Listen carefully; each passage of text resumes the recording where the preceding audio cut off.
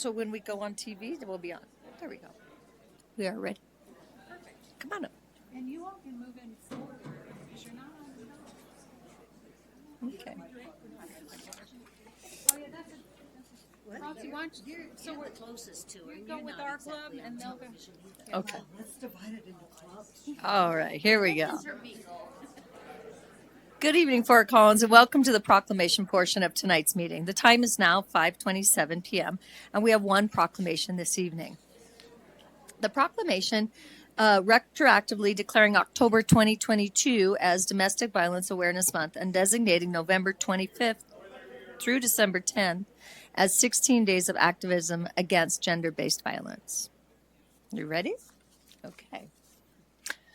Whereas Colorado Criminal Code defines domestic violence as an act or threatened act of violence against a person with whom the defendant has an intimate relationship, such as a current or former spouse, partner, cohabitant, or co-parent, when the act is used to coerce, control, punish, intimidate, or seek revenge against that person. And whereas nationally 1 in 4 women and 1 in 7 men have been victims of severe physical violence by an intimate partner in their lifetimes, 1 in 15 children are exposed to intimate partner violence each year, and 90% of these children are eyewitnesses to this violence. Domestic violence is one of the leading causes of homelessness for women and children, and whereas in Colorado, 36.8% of women and 30.5% of men experience intimate partner physical violence, intimate partner sexual violence, and or intimate partner stalking in their lifetimes. 15% of homicides in Colorado were committed by intimate partners.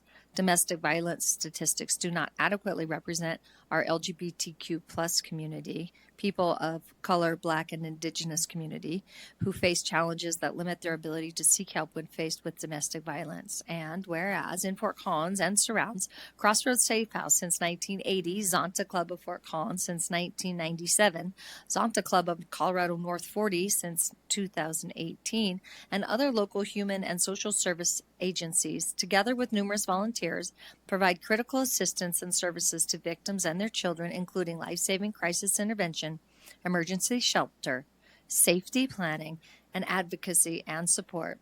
And whereas the City of Fort Collins recognizes multiple efforts by our community partners to bring awareness to and serve our community to support victims of domestic violence. These annual efforts are Domestic Violence Awareness Month in October, and Zonta Says No to Violence, 16 Days of Activism Against Gender-Based Violence from November 25th to December 10th.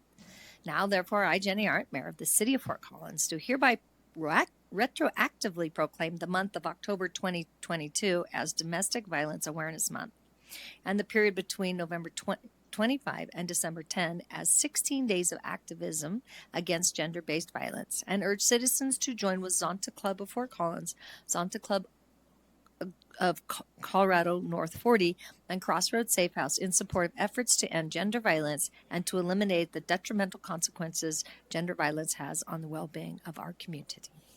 Thank you.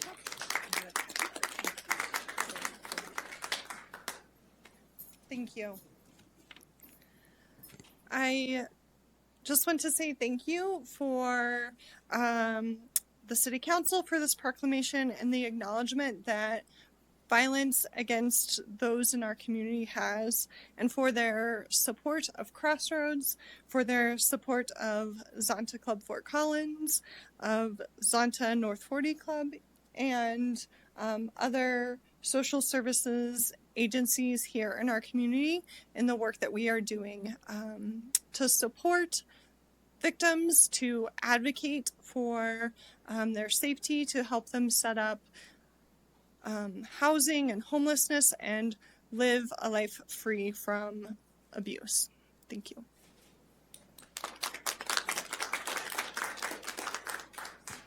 Thank you all for being here. I'm Julie Trone, president of the Zonta Club of Fort Collins, and alongside me is Christy Conrad, so sorry. She's the president of the North 40 Zonta Club. And we have our district governor here, Bridget Masters, and many of our beloved sisters in Zonta.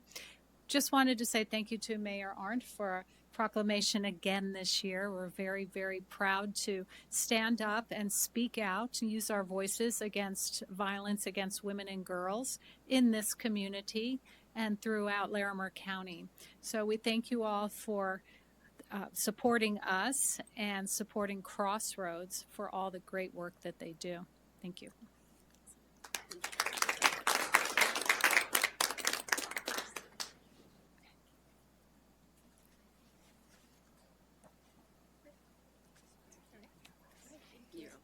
All right, that concludes our proclamation portion of tonight's program or meeting, and we will begin promptly at 6 for the business meeting. Thank you.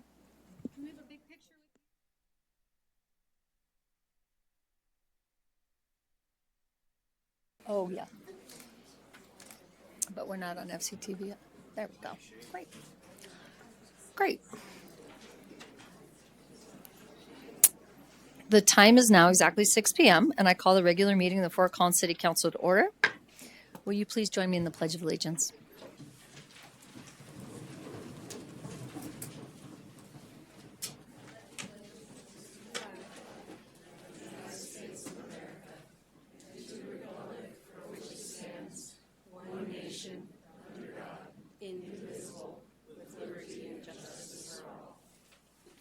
Will the clerk please call the roll? Arndt. Present. Francis. Here. Gutowski. Here. Olson. Here. Peel. Here. Canonico. Here. Pinatero. Here. We have everybody. That's all 7 of us tonight. We appreciate those of you who have joined us either personally or virtually. Although much has changed during the course of the pandemic, we realize there are still different levels of comfort at being in a shared space together. I ask that everyone participating in tonight's meeting from the council chambers, please give your fellow community members some physical space and respect for their individual choices. I want to remind everyone that we're here all for the same purpose, and that is the future of our community. We all care about that. I ask that we be respectful while people are speaking and afterwards. Be thoughtful, and everyone will have a chance to be heard. Will the staff please play the public participation video?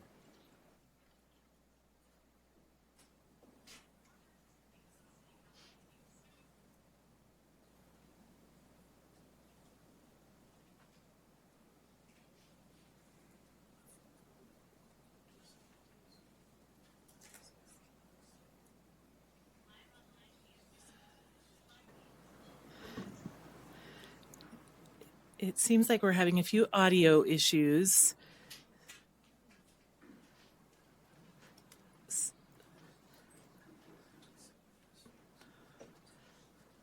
So, Mayor, what I might just do is remind people that they can participate via Zoom, and if so, they need to just raise their hand when they're in the Zoom session. We have had people sign up ahead of time, and so we'll facilitate through that list. Certainly people who are here in person are also able to participate. And then the final way I would say is that people can always email City Council, city leaders at fcgov.com to get any comments in to the full council via that city leaders email address. Okay, great. Thank you. Would you also like to provide a review of today's agenda? I would. Thank you, Mayor. So first, I want to just do a quick announcement. People may notice that we have a photographer here this evening. Our Communications and Public Involvement Office periodically updates our official city photos. And so if you see her roaming around this evening or in front here, she is an official photographer with the city. We have just a few procedural items I want to highlight tonight. There are 3 potential executive sessions this evening. The first would be prior to the first discussion item on the agenda, if council chooses to enter executive session prior to taking action on the salary ordinances. That would happen on item number 14. And then at the conclusion of the agenda, we also have 2 additional potential executive session topics, and each of those would require their own motion to go into exec session. There are 13 items scheduled for your consent calendar this evening, Council. I want to make a note of one change on item number 12, which is board and commission appointments. Resolution B is being removed from the agenda for later action. That is related to the Air Quality Advisory Board. The remaining resolutions are part of 12 appointments to board and commissions and still recommend moving forward with those on the consent agenda. And so with that, I do recommend that you approve and adopt the consent calendar when we get to that point. Great, thank you very much. There are no community reports tonight, so we go right into public comment. This is the time where individuals may comment regarding any city matter, including items on tonight's agenda. Any speaker wishing to speak about an agenda item during this general public comment, so at the beginning here, should identify the agenda item they are addressing. If it is, you could also speak about anything else you choose. Speakers are only allowed to speak once about any particular agenda item and can choose whether to speak during the general comment period, this is now, at the beginning of the meeting, or when the item is being heard on the regular agenda. Please note that the council meeting rules do not allow for public comment regarding matters in process that could be appealed to City Council. This includes any development review item that's appealable to council. There will be opportunities for the public to provide feedback and participate throughout the development review process, and all should provide their feedback to the appropriate staff for consideration in the development review process. To ensure we have accurate information to follow with speakers, Council's rules of procedure require signing up for public comment. We are continuing the process of shifting to an online sign-up system that is available once the agenda for meeting has been published through the time of the meeting. People wishing to speak at a council meeting are encouraged to use the online sign-up option before the meeting time. In order to streamline the process of public comment, you will see displayed on the screens in front of you the list of those who have signed up to speak on our online platform. I will be calling you in this order. This is a new process and we continue to make adjustments as we go. If you do not get a chance to sign up and still wish to speak, of course you'll have a chance and I'll call on you after we've gone through the list of those who signed up already. Okay? It looks like at this point we have how many people signed up to speak? Approximately 22. Okay. And that's online and in person combined. Correct. Great. Let's see. If you would like to speak during this general comment period and have not already signed up, and that's okay, could you just indicate by raising your hand? Okay, one. Okay. And the same for people online. Do we have anyone who, probably not because if they're online, they probably. We'll have 3 that have signed up ahead of time that will be remote. Okay. And I don't think we're seeing additional. Okay. Okay, great. Let's see. So that's 23 speakers. You all have 3 minutes to speak. The names of those signed up to speak will display on the screens. There they are. Please approach the podium as you see your name coming up, okay? The staff will use a timer to track, and when it's green, you begin your comments, please. At the yellow light, that means you have 30 seconds left, and at the red light, I will politely, in fairness and deference to the next speaker, ask that you finish up. So I will now call on the speakers who have signed up. The first one is Jimmy Gilman. And then we have Beth Chumbley.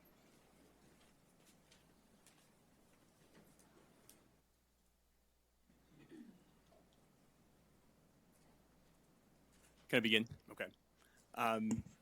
Thank you, Mayor Art and members of council for having me today. My name is Jimmy Gilman. I'm the head of government partnerships for Spin Central Region. We share e-bikes and e-scooters.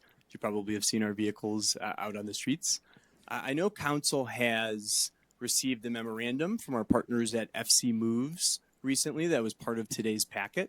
So I wanted to speak today just to put a face to a name for our operations here in Fort Collins and just speak a little bit about our first year. So we actually now have operated for 16 months in Fort Collins.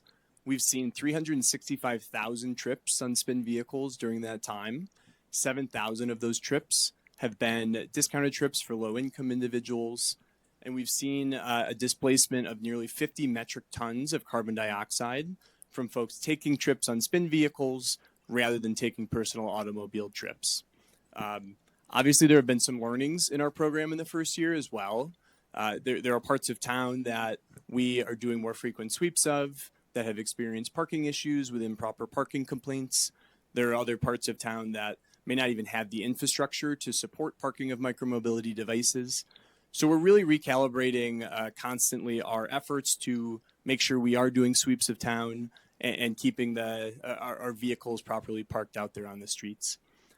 One thing I will say, there's a lot of positivity we've seen around the service recently as well. We just put out a survey to SPIN users, and we had a response rate of 1,200 individuals, which we were really excited to see. It was higher than we expected. Of those 1,200 individuals, 95% said that they either liked or loved using SPIN vehicles and having the service as an amenity in Fort Collins. So just wanted to mention that as, you know, a significant portion of the population here that are excited to have this service and excited to keep using it moving forward. To conclude, I just want to chat a little bit about our team here in Fort Collins. As I mentioned, as head of government partnerships, I'm also a Fort Collins resident. I live on Whitcomb Street, just down the street from City Hall. Our local operations lead is also a lifelong Fort Collins resident and CSU graduate. And we use all internal staff, W-2 internal benefited employees here in our operations in Fort Collins. So I like to make that point just to say that we all are invested in continually improving the service, making sure that this service works in Fort Collins to provide an accessible and sustainable mode of transportation. And as much as employees of SPIN, also as residents of Fort Collins, just advocating for and making the service continually better moving forward. And with that, I thank the council and mayor for letting me speak today. Thanks very much. Thank you. Next up, we have Beth. Mayor, we are not seeing Beth online. Is Beth here in person? We can circle back because we'll go on to Adam. And after that, Amanda.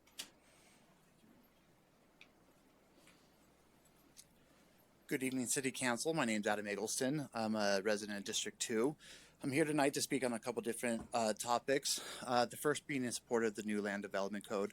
I think, and with that support for majority of this council, as well as previous councils and the staff, over the year plus that the Land Development Code was put into motion and outreach done, but also in connection with 5 years plus of planning with the Housing Strategic Plan, the Transportation Plan, and then our Climate Future Plan, all kind of combine into a really nice design of the Land Development Code that had thousands and thousands of comments that influenced the code. So in spirit of Caro Give Day, I just want to give a lot of support for both the council but also the staff. I know they put a lot of work into this, and I know, you know, with kind of the pushback and the change and everything that's kind of come up since adopting the new development code, I just really want to put it just a nice spin. I think there may be some pushback tonight and some comments kind of against possibly the staff or the council, and I want to say that the work you've all done and the staff has done has been absolutely first rate, and it's been a really pleasant to see us grow up to develop and become a plan. And then with Colorado Give Day, I just looked, it's been, looks like Coloradoans has given about $43 million to local nonprofits and charities. So there's still time to give, either today monetarily or time-wise and give in kind to any type of charity, whether it be a housing-related nonprofit or a human service nonprofit, anyone that has time or financial ability to give. Today's a great day to do it, and do it in the spirit of the season. So thank you, and have a good night. Thank you. And the next up, we have Amanda.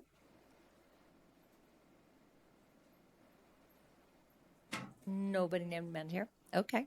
And she's not online? No. Okay, let's go to Nancy York, remote. Nancy, we're up. We're ready for you. We are also not seeing Nancy online, so we can circle back to her at the end as well. Okay. Linda. And then Duncan.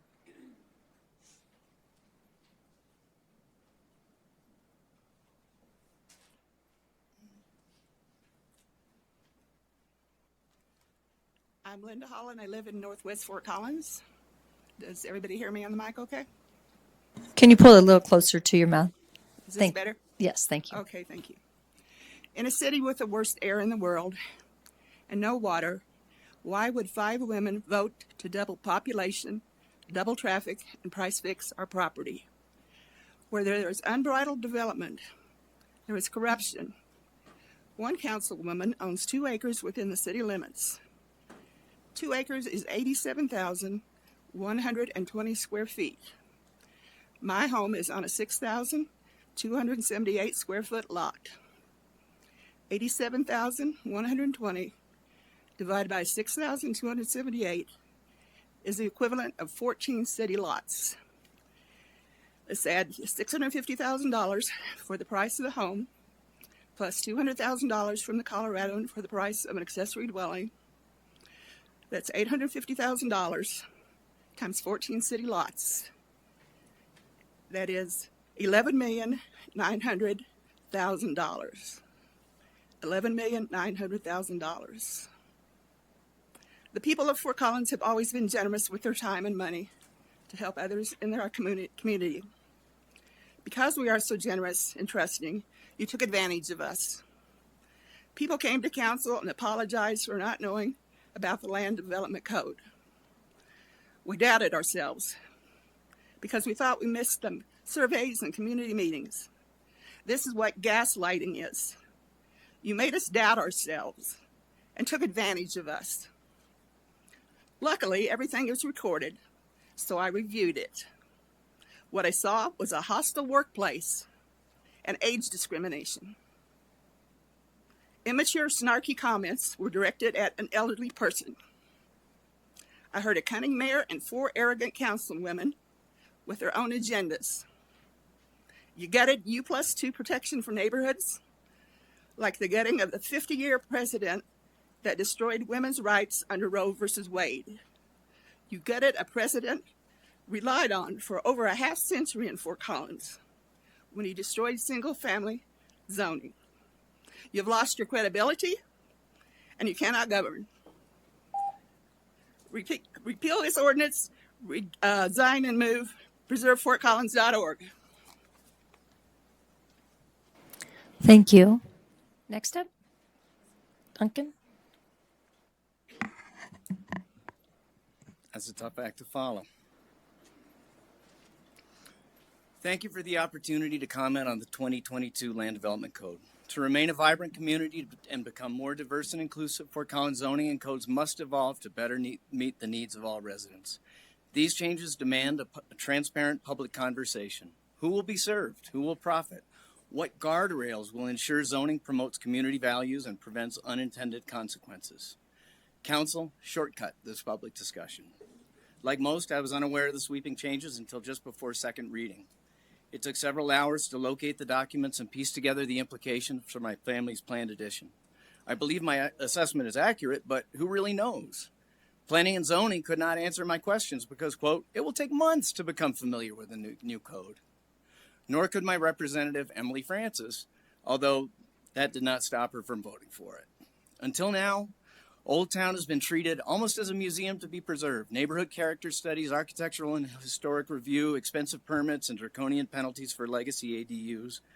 But the new code specifically targets Old Town for high-density development by discouraging single-family improvements and encouraging the replacement of small, affordable homes with condos and townhomes to be sold at market rates. Council's change in direction is so abrupt as to induce whiplash.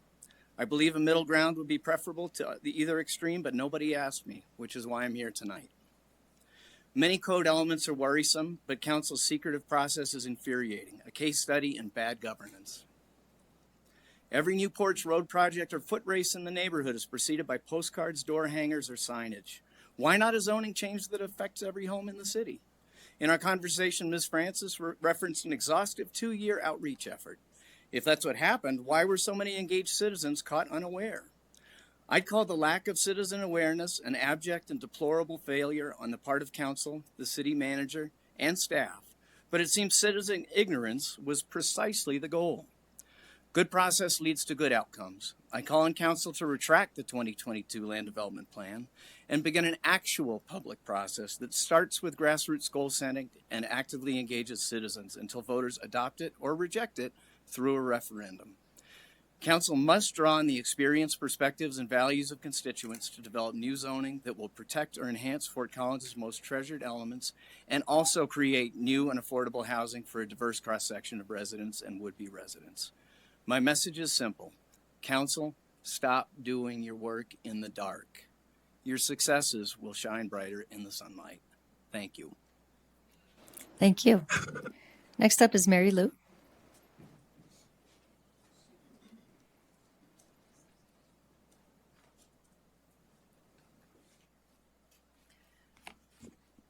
Good evening, Mayor and council members. Thank you for allowing me to speak here tonight. I reside at 4701 Chippendale Drive, and I am here to address you about the Land Development Code. I'm wearing this shirt because the last time I wore it, I was addressing the City Council in Corpus Christi, Texas in 2008. Due to lax zoning laws at the time, an unlicensed group home moved into my Meldo Park neighborhood. The people in the home, they lounged around day and night outside often, and the children in the neighborhood no longer felt like they could safely stay outside. So the children sort of disappeared. My neighbors and I, we hired an attorney to force the city to sue the home in federal court. And on March 19, 2008, Judge Hayden Head ruled in favor of the city and the neighborhood. If you wish to read his opinion, please Google Meldo Park federal lawsuit. But the home did not accept Judge Head's decision, so they made a plea before the City Council. And that is when my neighbors and I wore these shirts to discourage the council from accommodating the group home. To our credit, we did not stop there. We went before the zoning board and were responsible for Corpus Christi tightening up their zoning. All across the city, my tale is a cautionary one of what can happen when cities allow for lax zoning. I acknowledge that Fort Collins needs more affordable housing, but there are other ways to accomplish it. I suggest that you research what other municipalities are doing to address the issue without resorting to undermining the neighborhood associations. Thank you. Thank you. Kelly Evans is next. And then Kristen Candela. Good evening. Thanks for having us speak. For the last 10 years, I've been attending meeting after meeting to explore the top critical issues in Fort Collins. City meetings, foundation meetings, meetings about homelessness, meetings with the school district, law enforcement, healthcare, grassroots community meetings where public comment was welcomed and encouraged, home to health meetings, strategic plan meetings. The number one critical issue facing Fort Collins at every meeting was housing. Businesses struggling to keep staff members who can't afford to live here. Universities and schools with recruitment challenges because of local housing costs. People working to save huge down payments to be able to buy property here. Rents increasing 68% in just 10 years. Until recently, it absolutely did not feel like community voices were being heard at our city level. Inequity in our community has grown rapidly as a result. Luxury apartments have popped up everywhere, while affordable development struggles. There has been so much community feedback and data confirming our issues, and not much action to make Fort Collins more accessible or equitable. Our land use code may have been effective for its first 15 years, but it's clearly overdue for an update as soon as possible. Thank you to our city leaders of today for devoting the last several years to collecting community feedback and consolidating it into a new working document, the updated code. The Land Development Code is the implementation tool for our housing strategic plan, city plan, climate action plan, etc. We needed this code several years ago, but are very thankful to our talented city planners, professionals, and leaders for your work to adopt it starting next month. What this code does accomplish takes considerable steps toward being equitable, actually a community for all, where all have opportunity and access to a stable home. In a market with significant supply and demand pressure, the only way to avoid becoming an exclusive community is to be proactive and intentional with our policy and code. I hope most folks who are concerned about the code have had a chance to watch the city's informative work session. If you haven't tuned in for the actual facts, it's online, and I also have copies of my own notes I'm happy to share. Thank you again to our leaders for your commitment to serving everyone in our community, not just middle and upper middle class NIMBY homeowners. This code update is our city's best chance at achieving an inclusive and equitable community. Thank you. Kristen?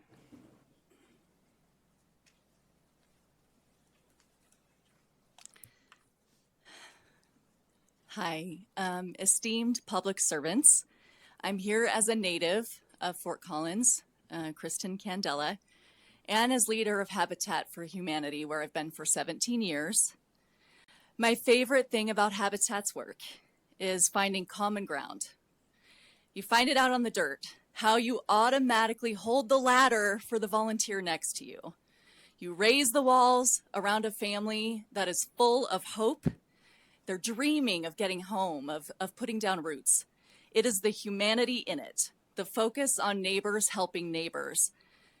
Now, my reason for sharing this is that I believe the newly approved Land Development Code is a win for Fort Collins, that it is neighbors helping neighbors on a much bigger scale. It's about choices. It's about our values. It allows us to keep the quality of life we have and to address the rapidly increasing cost of housing, making space for those who work here to live here, to put down those roots. Affordability has been the top resident issue for years and years. I'm asking folks directly to not sign the petition to appeal this, but I'm also asking for something that I think is even more important, for a return to civility and common ground. We can disagree on policy, but we do not have to threaten, to yell, to mislead. It has been really disappointing to me to see dedicated city leaders and staff that I've worked with for years disparaged and accused of deliberately not inviting community input. The League of Women Voters validated the process, verifying after their research that, quote, the notification and public input to this plan has been more than adequate. I've seen it firsthand. Input sessions, workshops, office hours, updates in city letters and newsletters, presentations to advisory boards, affordable housing community input. For me, it goes on and on and on. From my perspective, this work has been going on for a very long time. And that dedicated policy wonks, if you don't know the word wonks, the experts, have been in it, reducing a complicated code by 200 pages to make it easier to use. They've been improving it while keeping really high design standards. This aligns with other plans. It does encourage affordability in a variety of ways. 99-year deed restrictions, asking other developers to include affordable housing, requiring it, really, it gives us more options and more products and more choices. And I think that's what people need for different ages and stages of life. Thank you. Thank you. Next up is Nicole. And then Steve. Hello. My name is Nicole, and I am an appliance vendor for multifamily housing. I've worked with property managers, owners, properties small and large, for over 5 years. I have served on the board for Northern Colorado Rental Housing Association for over 2 years. I do not feel like rental licensing should be a one-size-fits-all. The impact from rental licensing is going to be felt throughout the entire industry. It doesn't just impact landlords and their properties. It impacts vendors who provide paint, lawn service, appliances, carpet, etc. The fact is, rent increases will have to take place because of this additional fee per unit. The rents are already high enough. Why push them upward with this unneeded licensing? There will not be as many renovations for units at these properties, which is less money being put back into our community. It is less money for businesses and even less for the employees to stay afloat in an already hard economy. Receiving the license will be time-consuming, expensive, unnecessary, and increases the cost to operate a rental unit in Fort Collins. Insurance carriers, lenders, and the fire department also perform their own inspections, which makes this proposed licensing redundant. My questions to you all: how many complaints were received for 2022? What were these complaints? And why should there be rental licensing when there is a warranty of habitability law in place to protect tenants? So why is this so needed? Thank you. Thank you. Next up is Steve.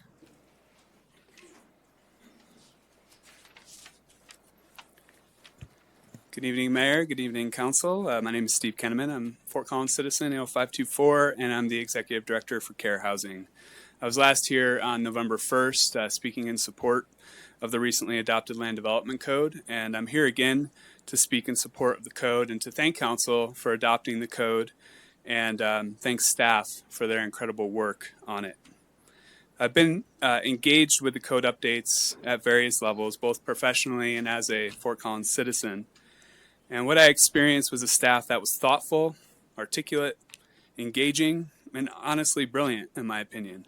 Exactly who we want to help guide this kind of policy for our city. They're certainly not corrupt, as a city council member has publicly suggested.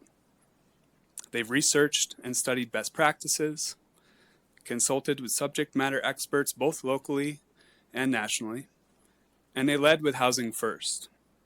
And after appropriate levels of public outreach, presented a code to all of you and the general public that will not only support our city's housing affordability plan, but our climate action goals, our transit goals, and our overall city plan goals.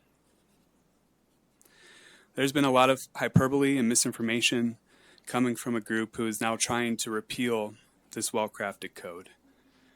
In regards to the code's development notification process, they stated that the first notice will be, quote, when the bulldozer shows up next door. In truth, the notification and appeal processes will be exactly the same as the current code. They claim the code chooses profit over people. It does not.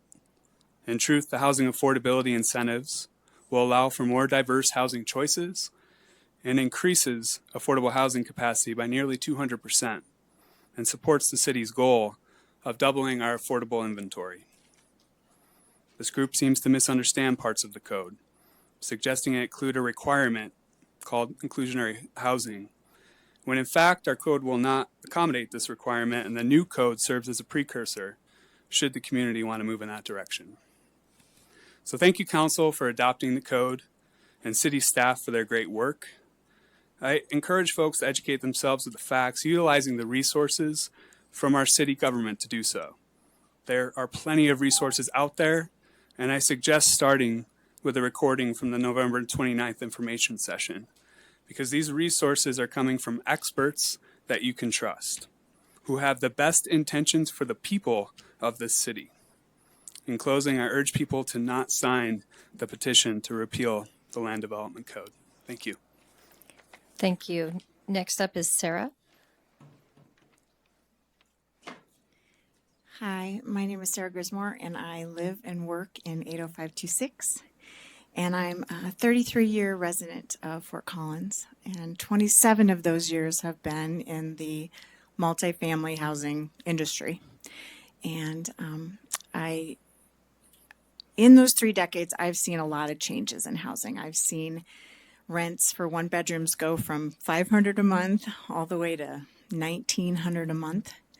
And I've seen my modest home that we bought in '97 quadruple in price since we've been there. And because of the huge influx of people moving to Fort Collins, rentals have become the attainable housing for this town. And I'm just standing here tonight, and I just have a few questions for y'all. So my first question is, how will rental registration and licensing help the city of Fort Collins? Will it help to lower rents, which seems to be the concern of most? Will inspections, which are recommended right now in the land use code about every 4 years, will that keep landlords from not fixing issues that their residents complain about, and also keep them from retaliating against the residents as staff has suggested in their proposal to council? How will the city enforce noncompliance in registration and licensing? Denver passed theirs, and they're having trouble with that right now, so I'm curious about that. How many employees will it need to be hired to implement rental licensing and registration, and how much will that cost? Can council tell us how much the annual fees for licensing will be? I understand the proposed range was like 0 to 100 per unit per year, and that's kind of a huge range. So I'm wondering if we can narrow that down. Will there be a cap on these licensing fees? I do know this: U+2 had unforeseen consequences that caused rent increases. Will rent registration and licensing do the same? What's the city's vision and long-term goals specifically pertaining to rental registration and licensing? And then I respectfully request that you guys consider the answers to these questions before deciding. Increases in rents and ultimately are what we're all trying to avoid. Again, will registration and licensing help us do that? Thank you for your time and consideration. Thank you. Allison?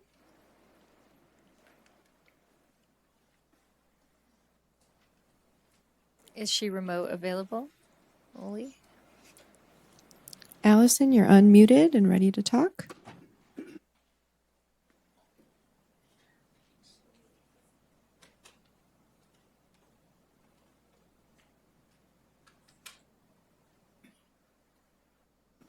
Allison, if you're speaking, we're having some trouble hearing you.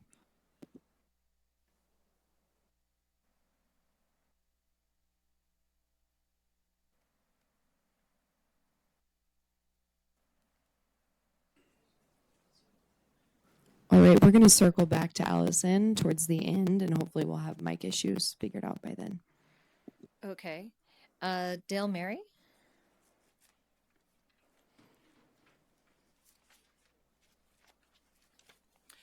Hi, I'm Dale Mary Grenfell, and I thank you all for letting us have a voice. I've been making notes because I don't want to go over what some people have already mentioned.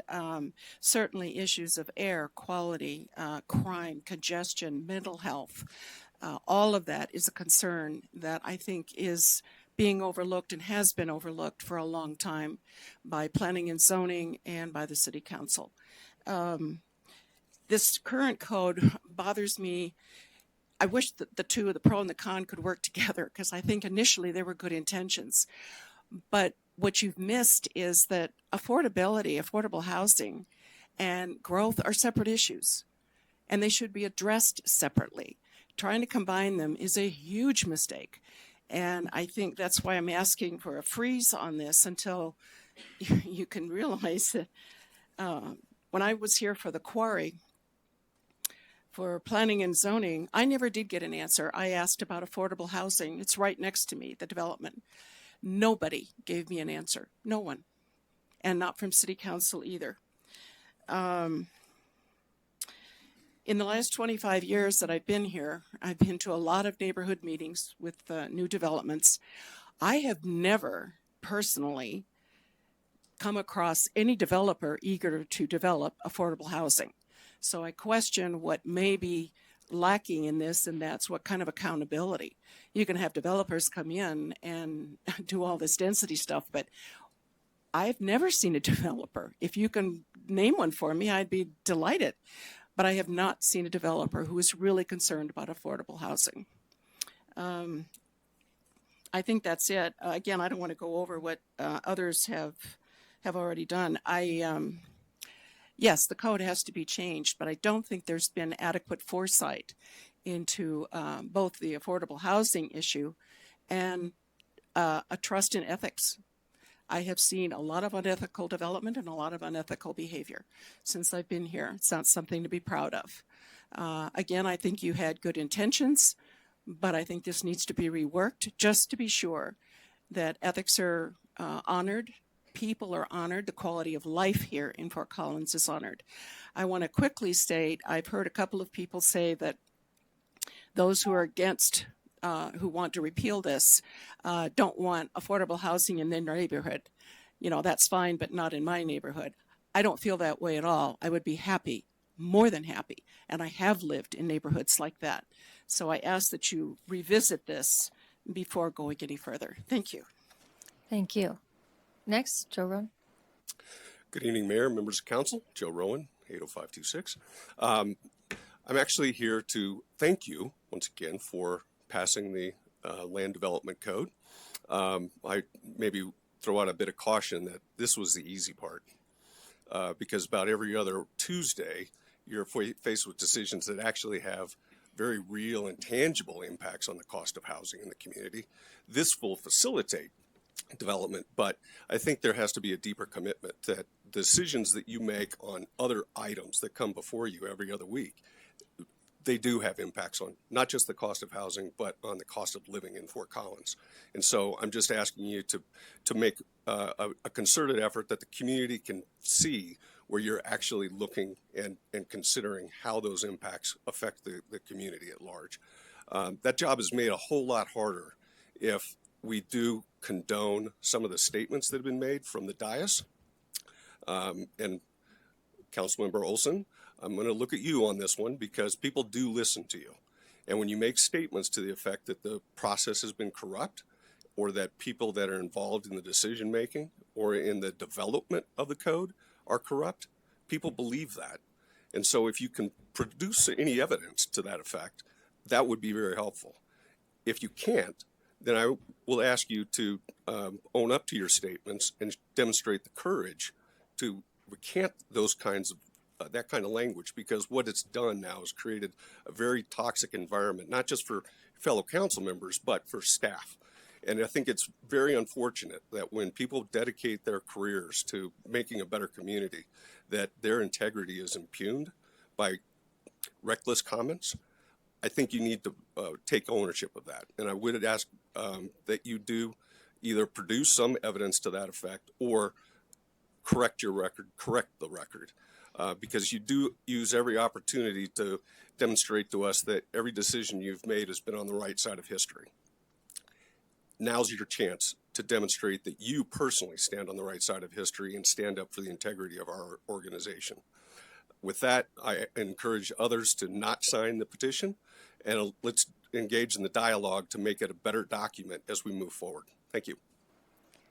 Thank you. Lori?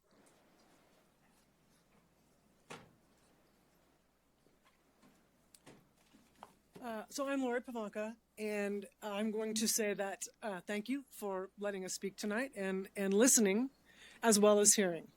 As a teacher, I can tell you there's a vast difference between those two words, listening and hearing. And I will say that despite what I read on some websites, just because I don't necessarily agree with the Land Development Code, and I think that's a very key word, Land Development Code, I am a big proponent of affordable housing. And because more than 30 years ago, I actually had affordable housing in a mountain town in Colorado. It was deed restricted, and I will tell you that was my very first home. It was a condo, it was less than 600 square feet, it was one bedroom. So I'm a huge proponent of affordable housing. However, as a 23-year resident of the POET neighborhood between Prospect and Elizabeth, Overland and Taft, I can tell you that I did not know about the passing of the Land Development Code. I'm really active in environmental stuff, but I'm not that active in city stuff, and I didn't know about it until somebody told me about it. I have since gotten signatures from many neighbors and talked to them. I will tell you, not a single person knew about this code. Not one that I've talked to so far. And I'm also a little disturbed by the city website that says the changes in this code are not going to affect the character of my neighborhood. Sorry, I'm the saying outbursts are not allowed in the chamber. 65%. And we're going to start, excuse me, I can give you some more time. Can you add 30 seconds to Lori's time, please? The rules of the chamber do not allow outbursts either for or against, okay? That'll keep it civil. Thank you. Okay. So 65% of this neighborhood are ranch homes. The bulk of them are 6,000 square foot lots or a little bigger. 35% are two-story. So for someone to look me in the eye and tell me that a row house that is 2 to 3.5 stories high is not going to affect the character of my neighborhood, I can't even relate to that. Or an apartment building that is 3 to 4 stories high. How can that not affect the character of my neighborhood? In addition, all of this affordable housing that I can tell after perusing hundreds of pages of documentation is optional. It's an incentive. It's not required, it's an incentive. And so I'm not really sure how much affordable housing we're actually going to get, and that worries me a little bit.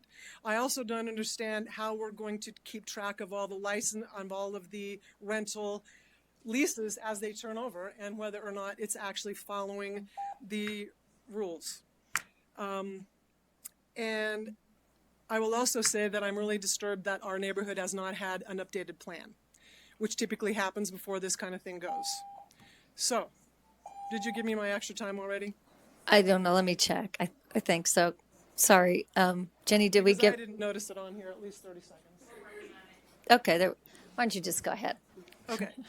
So I'll just watch my mouth. I will also say that I'm not convinced of the transparency on this whole process, and I'm a big fan of We the People. We just said the Pledge of Allegiance. I'm a big fan of We the People, and I'm not sure that all of the We the People in the city of Fort Collins have had the opportunity to be a part of this process and discuss this process. So I'm also want to say one thing about climate change, and that is that if you're trying to reach net zero, 33% of all CO2 comes from the production of concrete, steel, and plastic. So in our neighborhood, we're going to rip out a bunch of concrete and put back different concrete. We're also going to be ripping out mature trees that take care of the CO2, that stop climate change. How are all of those reaching net zero? I don't understand that either. So I would like some answers to all of those questions right there. So thank you again for listening, and thank you for considering. And I really think that for me, this referendum is all about getting more city collaboration, because I think that we can all do this better together. Thank you very much. Thank you. Next up, Melinda.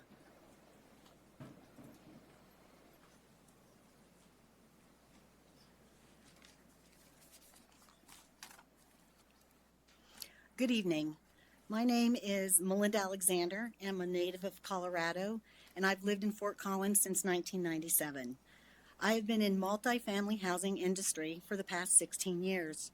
I'm here tonight to oppose the rental licensing and registration that is before the council. The fees associated with this proposal that the landlords will have to pay will be passed on to everyone who rents in Fort Collins. These renters are the people we are trying to help, not hurt financially. It will hurt the community overall because the renters will not have extra money to spend at restaurants, retail stores, and entertainment. So the quality of a great life that we have here will go down for these people. I have worked at 3 different large apartment communities, and they all have very similar policies when it comes to keeping their residents safe and in a great home. This includes having someone on call for 24-hour emergency maintenance, along with maintenance staff that lives on site. We receive work orders from our residents through online portal, text, emails, and phone calls. Whatever method is easy for them to submit a work order.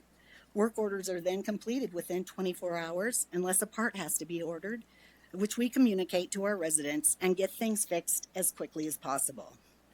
We do 2 community-wide inspections in-house with maintenance staff. Our mortgage company does a yearly inspection. Our insurance company does a yearly inspection. The fire department does a yearly inspection. And finally, the elevator company does a yearly inspection. That's 5 inspections of every apartment every year, and we have 310 apartments. Finally, there are already laws in the state of Colorado that renters can file complaints against poor housing providers. I believe we should educate and help these renters file those complaints against the violators. Bring the violators into compliance and find them. Find the violators. Let's not add another requirement that punishes the many great housing providers and all renters in Fort Collins and does nothing to address the problem with the violators. Once again, I ask you to oppose the rental licensing and registration that is before you. Thank you for taking the time tonight. Thank you. Next up, we have Lisa.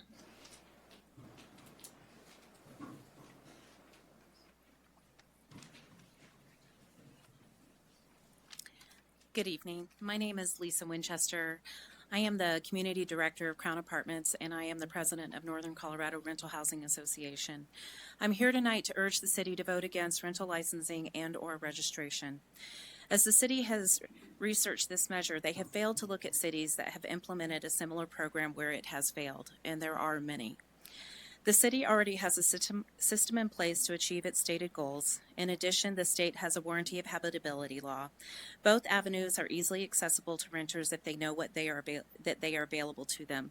Strengthening this system with additional focus on mediation, education, and community outreach could achieve the city's goals for a fraction of the cost of the proposed programs. NOCO RHA would like to be seen as a partner, bringing education to landlords that do not have traditional management companies or on-site management as resources. NOCO RHA strongly opposes the city's current push towards rental licensing/registration.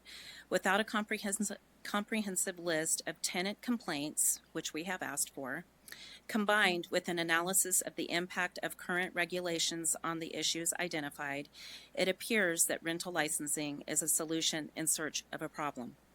Not to mention the licensing fees involved with this program would be passed on to renters, thus raising the cost of living for those who can least afford it.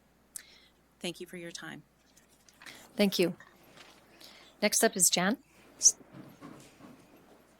And then Brian.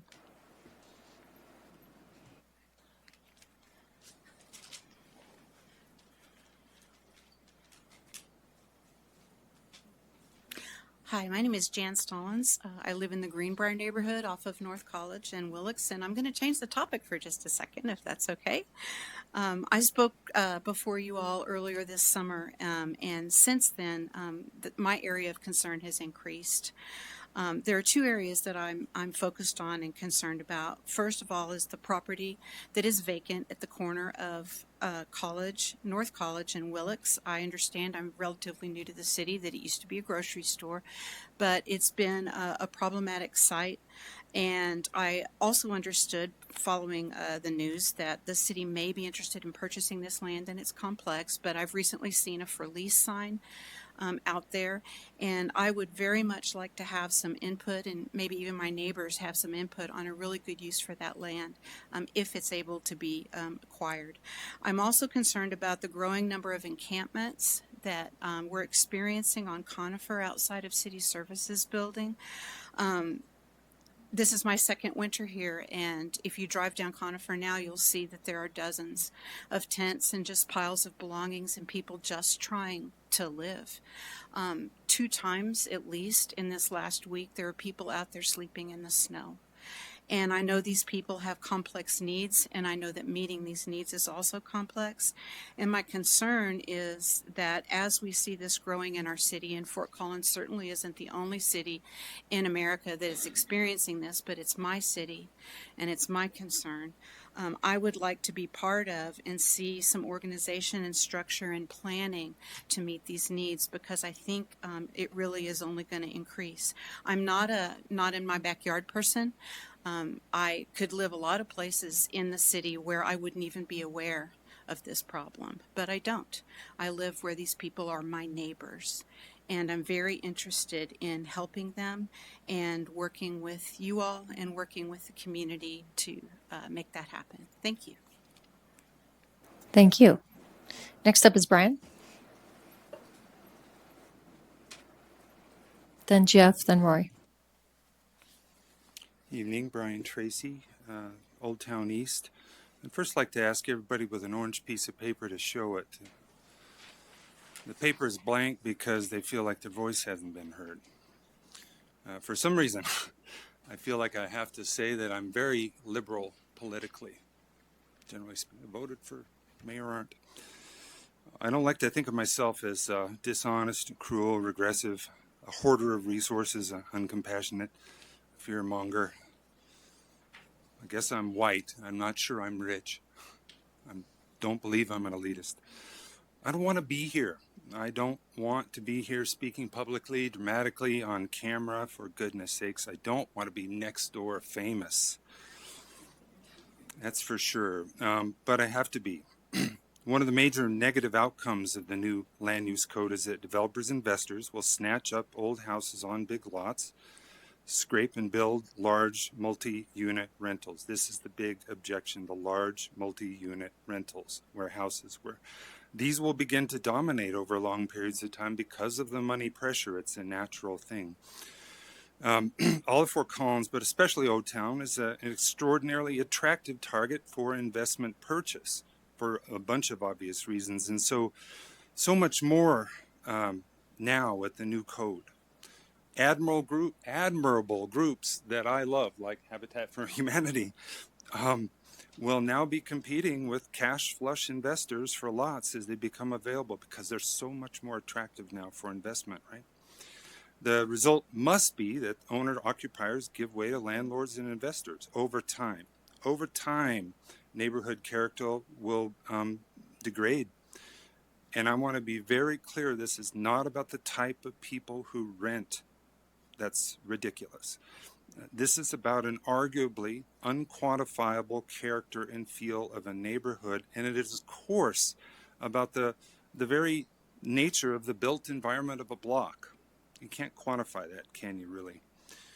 Already, there is direct evidence of this even before the code takes effect. One need not look further than 2 recent real estate listings. These are real listings. This one I'm going to read from was listed at least 2 weeks before the first reading of this code at council on October 18th.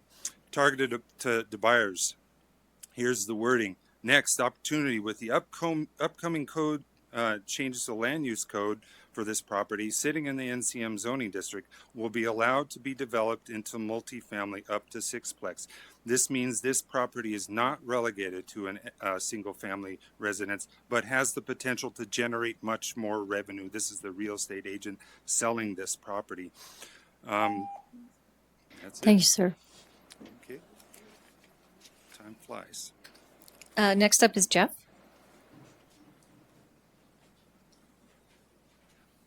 Hi, my name is Jeff, and I wanted to thank you all for your time tonight that we can respond and I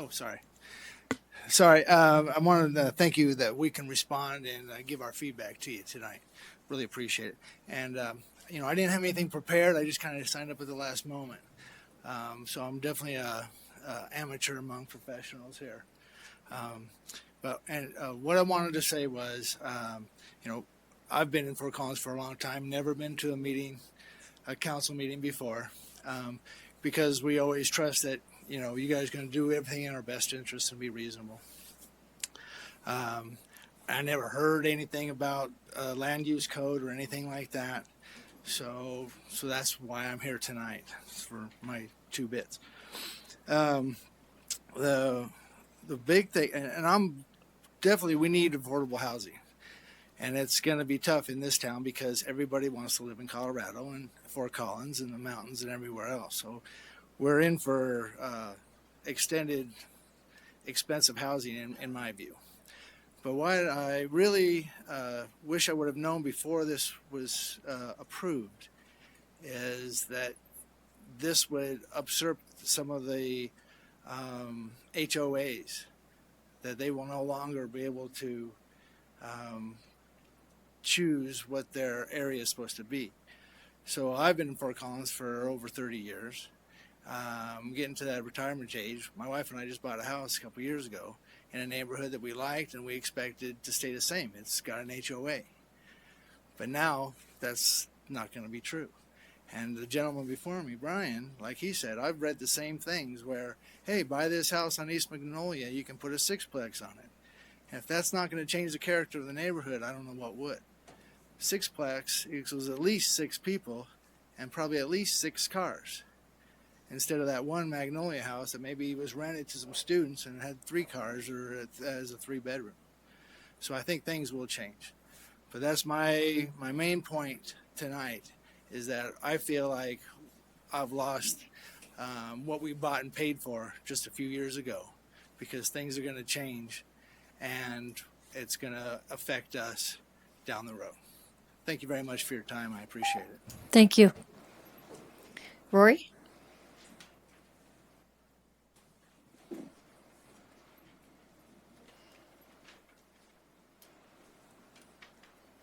Go ahead. Hello, Rory Heath, 80526.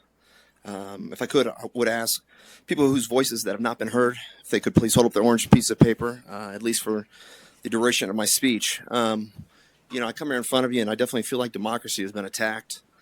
I find it amazing that we are asking people to lay down their right to petition, the right to take an issue that affects their entire community to the ballots. You're asking these people not to do that. You're asking them to bow out of their own voice. I'll keep it short and simple, but you will not quiet my voice and you will not quiet democracy in the least. Democracy will prevail, and as a proud American, I will do everything I can to fight for democracy, including fighting against my own public government. That's all. Thank you. Mary Alice. Remote. Did we get the audio fixed on the remote? We're really hoping that we did. So we're going to unmute Mary Alice and hope that those audio issues have been addressed. Great.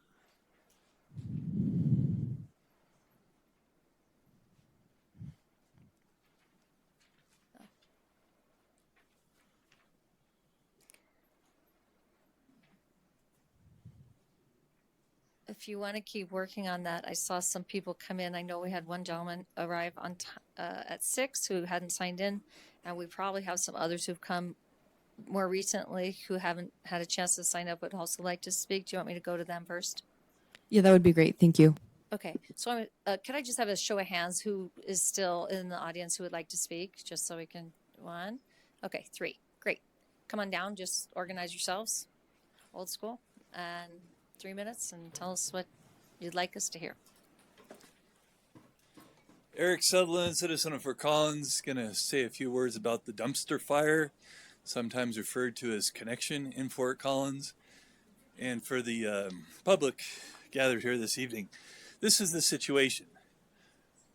$150 million close to borrowed and expended, and Connection cannot even begin, not even close, to bring in enough revenues to pay the interest expense, let alone the principal that is owed on that massive debt.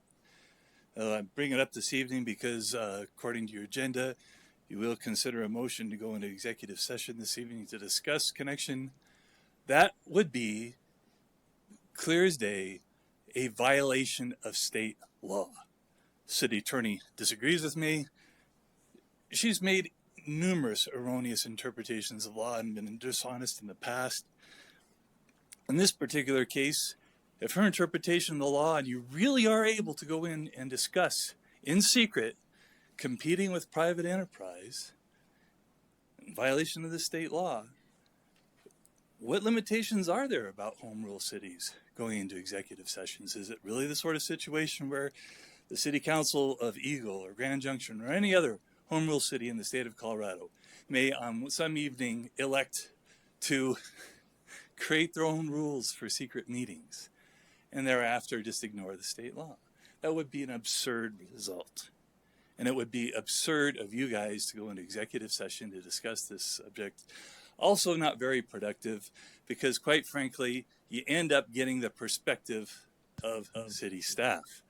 And honestly, city staff is the actor most responsible for creating what looks like it's going to be the largest public policy failure in Colorado municipal history, guys. The largest in dollar amount. You throw in Loveland's failure and the same thing, and you're looking at a huge number.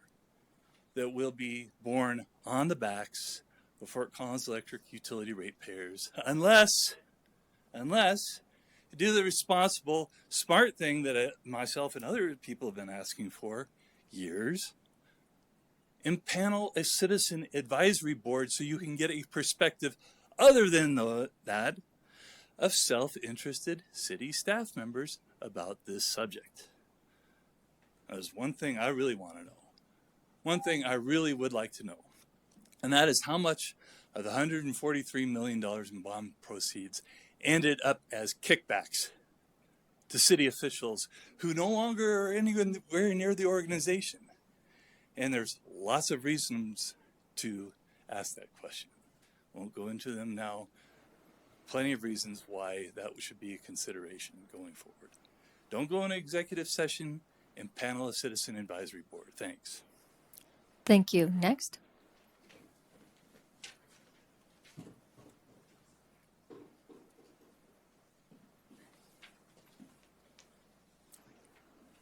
And do it is talking to the mic. There you go. Just state your Okay. name and where Yep. you live and tell us what you got. Hello, everyone. I'm Evan Welch. I live in Fort Collins, and I completely forgot the zip code. I apologize.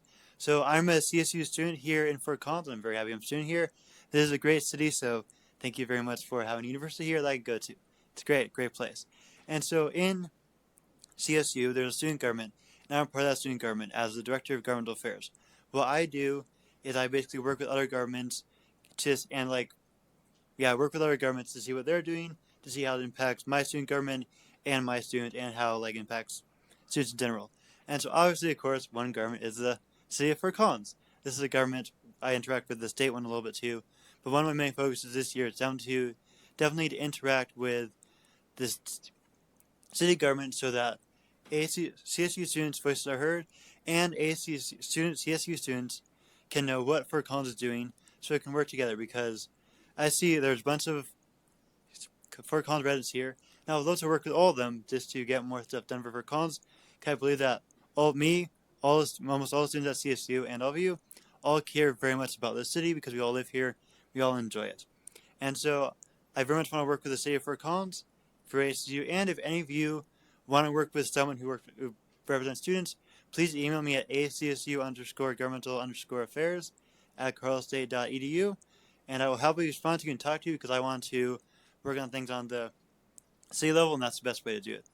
Also, another thing that student government has done is around the housing is we have passed a resolution for the student government, which represents 27 students in CSU. We have asked the city council to look over U+2 and see what changes can be made, because we do believe it's not a perfect policy as it is right now. So yep, thank you all, and thank you for letting me speak, and have a great rest of the evening. Thank you. Next. Hi, my name's David Scheel, and I live in 80525 on Matthew Street. Anyway, this is a little bit of deja vu because I stood before the council in 88 and 89 and asked the question then that I want to ask right now. How much will it cost? Just anybody here know? Do you have any concept or any guesses? Because I do. I've thought about this for a long time, and I think that this is a project that is utterly unaffordable, and we don't have the resources. We neither have the electrical resources nor the water to do this. We're already on this, tiered water program because we're short of water. We're already paying that 3.5 to 4 times the electrical rate because we're tapped out for electricity. And I think that what you're proposing is a $1 to $2 billion program. And I've done the math, and I have a little understanding as being a wastewater operator, licensed operator, and I served in Habitat for Humanity for 3 years, and we built houses for impoverished people, not people that are making $70,000 a year as a couple.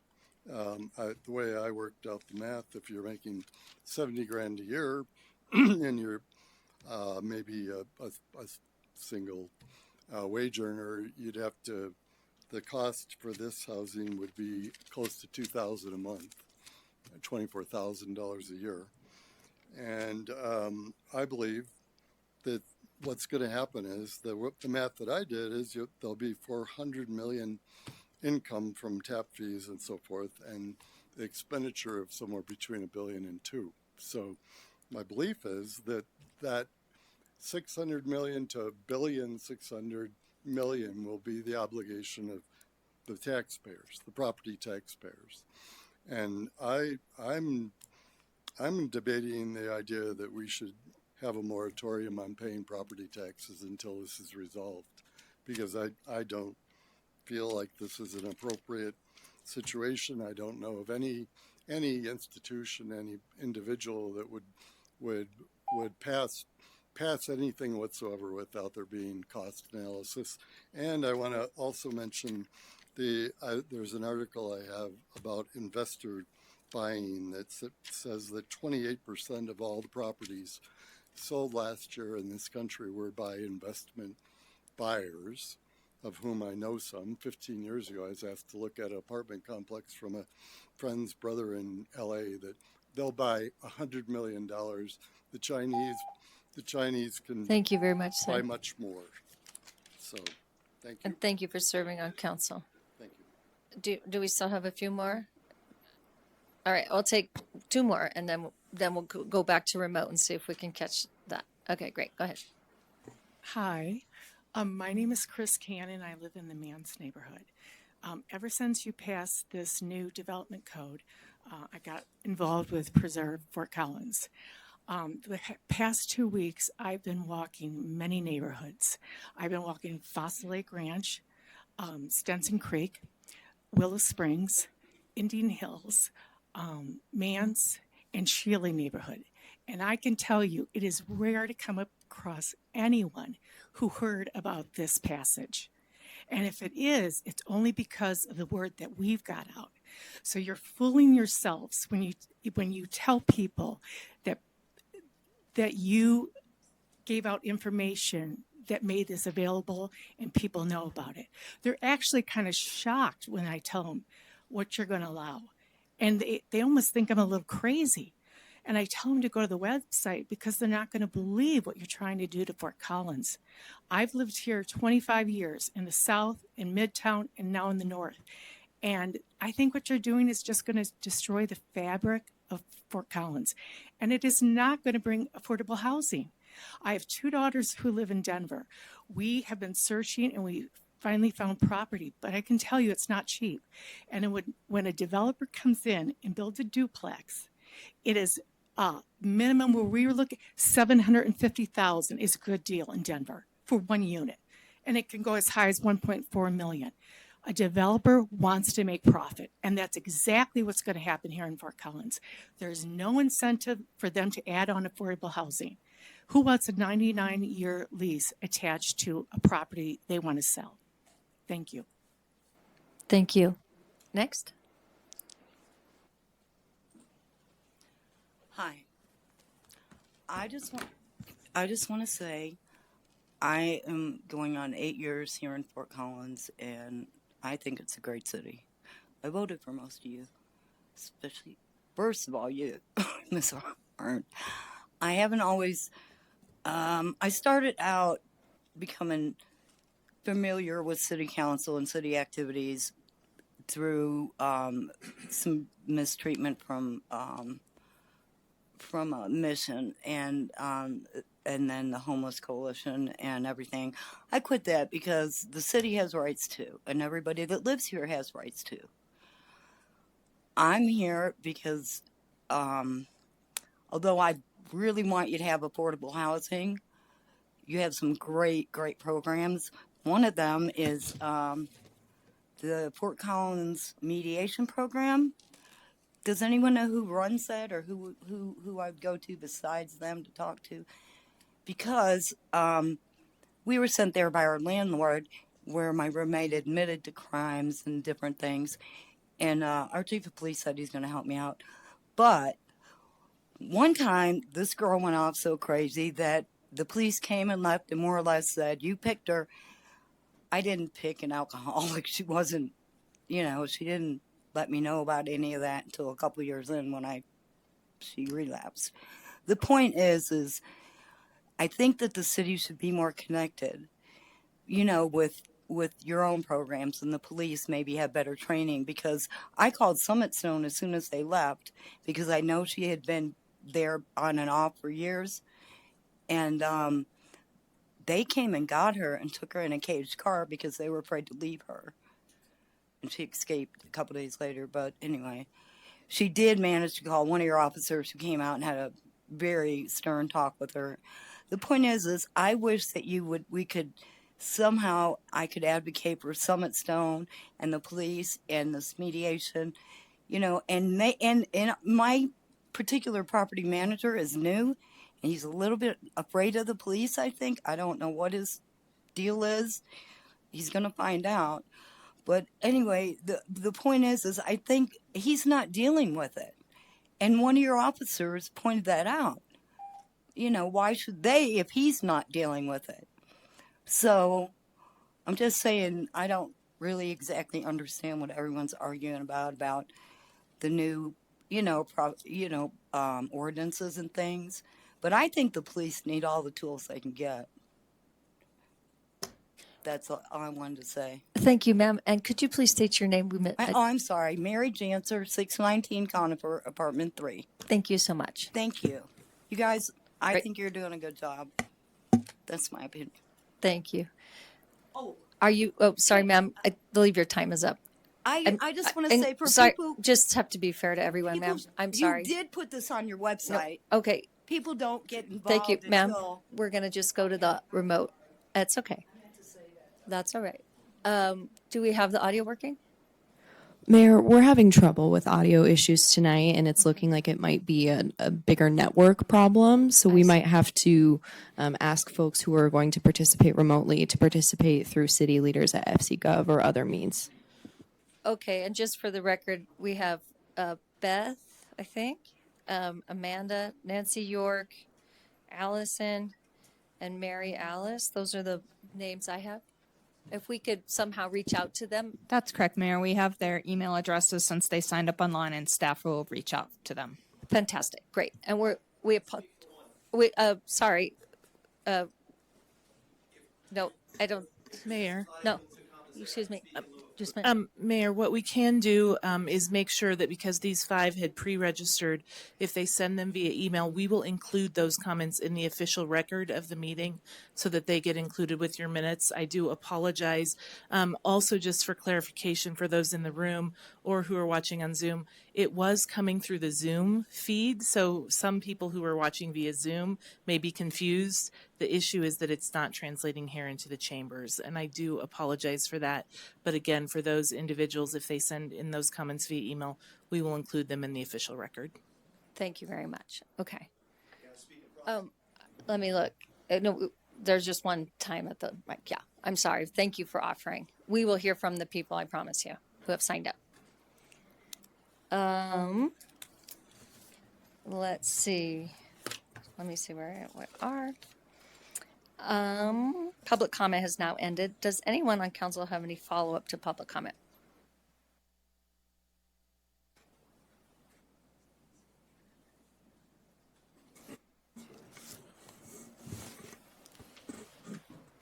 Mr. Joe Rowan, I hereby revoke your title as president of the Kelly Olson Fan Club. It's done. It's it. We're over. So, of course, I have to address that. And I've been consciously not participating in what's going on in this since the second vote. That perhaps is now going to change a little bit. But I want to go back to what comments, the way I remember them, as I was very clear that I said I don't question the motives of anybody on council on this. They have, they indeed, my comments, I remember them. I said they may indeed be correct on the policy. I don't believe that, but I did say that.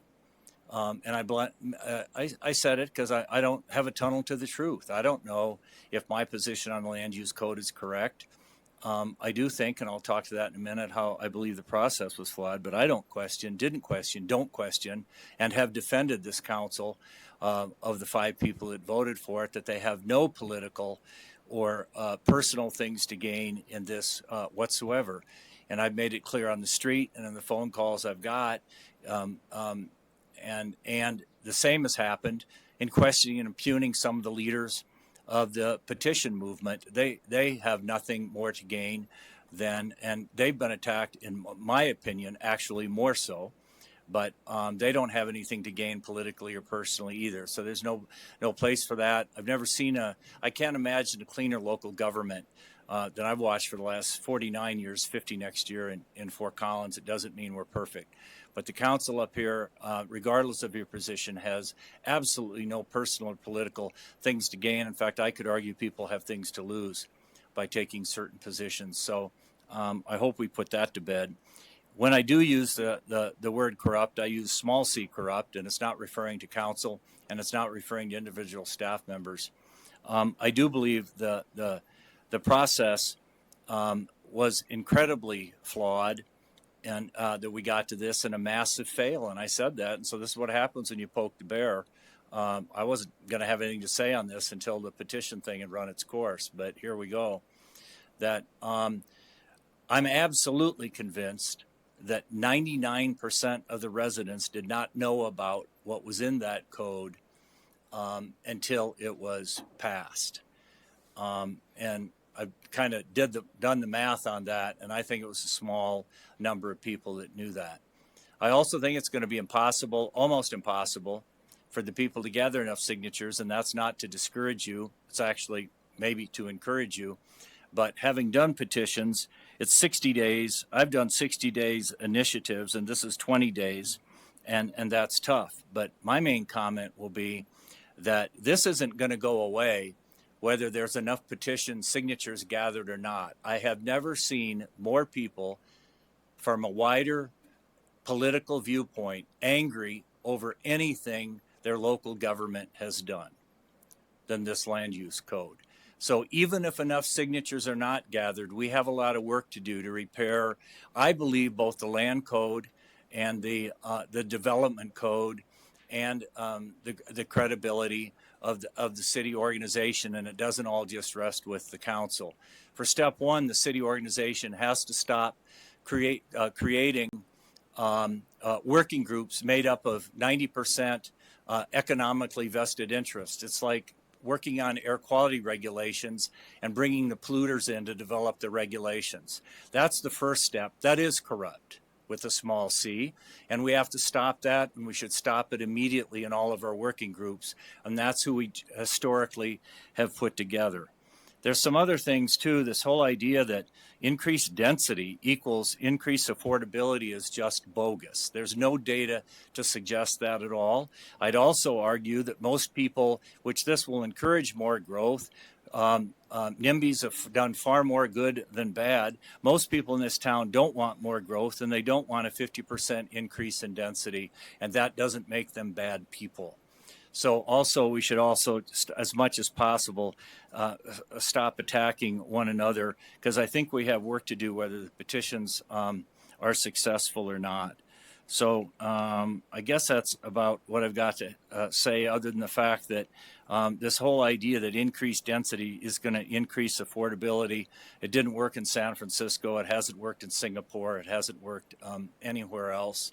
And I think we need to put that to bed. But we'll see where the signatures go, and we'll see what this council does. But nobody up here is consciously trying to do something bad. They're as well-intended as I am. They believe equally in their beliefs. They've worked hard. They've studied hard. I just drew a different conclusion than them. And we'll see where this goes, and we'll see what we come up with regardless after the fact. But nobody's up here doing bad things for any bad reasons. Thanks. Any other council members have any follow-up? Go ahead, Councilmember Gutowski. Right.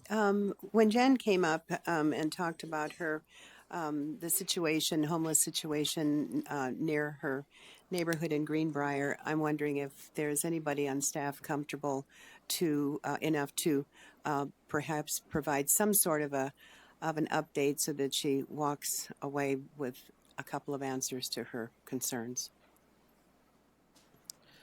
Yes, I'm looking at Rupa Venkatesh, our assistant city manager. Rupa, is that something that you would be able to just do a quick response to in some of the efforts going on, or would you prefer to follow up in email? Yeah, I think, Susan, if we could, Councilmember Gutowski, so to that resident, there is quite a bit of work that's going on in that space. I don't have specifics on that neighborhood, and so I think it would be better for us to follow up if we could. And that would be great. The follow-up would be wonderful. Thanks, Rupa. Anyone else? Go ahead, Councilmember Pina Joe. Yeah, I want to thank those of you that came out to talk about rental licensing. I think most have left, but I believe that comes in January.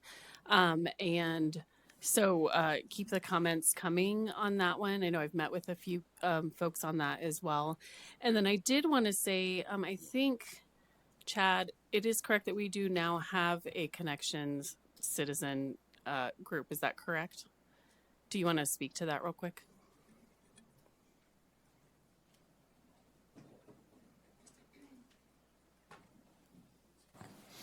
Thanks, Councilmember Pinataro. Chad Krager, Executive Director of Connection. We do have a resident feedback group that we've had a kickoff of, and we will continue to meet every other month with that group. That is mainly made up of folks that were first involved with Connections as we put that together, as well as others have joined, and that's that group. And as we continue to meet, we can talk about new products and all kinds of items that, as well as feedback on how things are going, customer experience, overall Connection items. Great. Thanks, Chad. Sorry to put you on the spot. Anybody else? All right, seeing none. Let's see. Council members have any items to remove? Well, do we want to take a brief break at 7:25? Sure. Just 5 minutes, and then we'll come back and go to consent. Sure. Okay, great. Let's do that.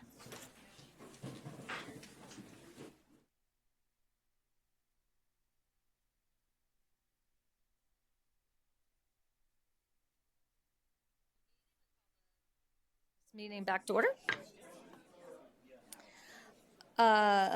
We already had public council follow-up. The city manager has removed Resolution B from item 12 from the agenda. Does anyone on council wish to pull any remaining consent calendar items for individual discussion?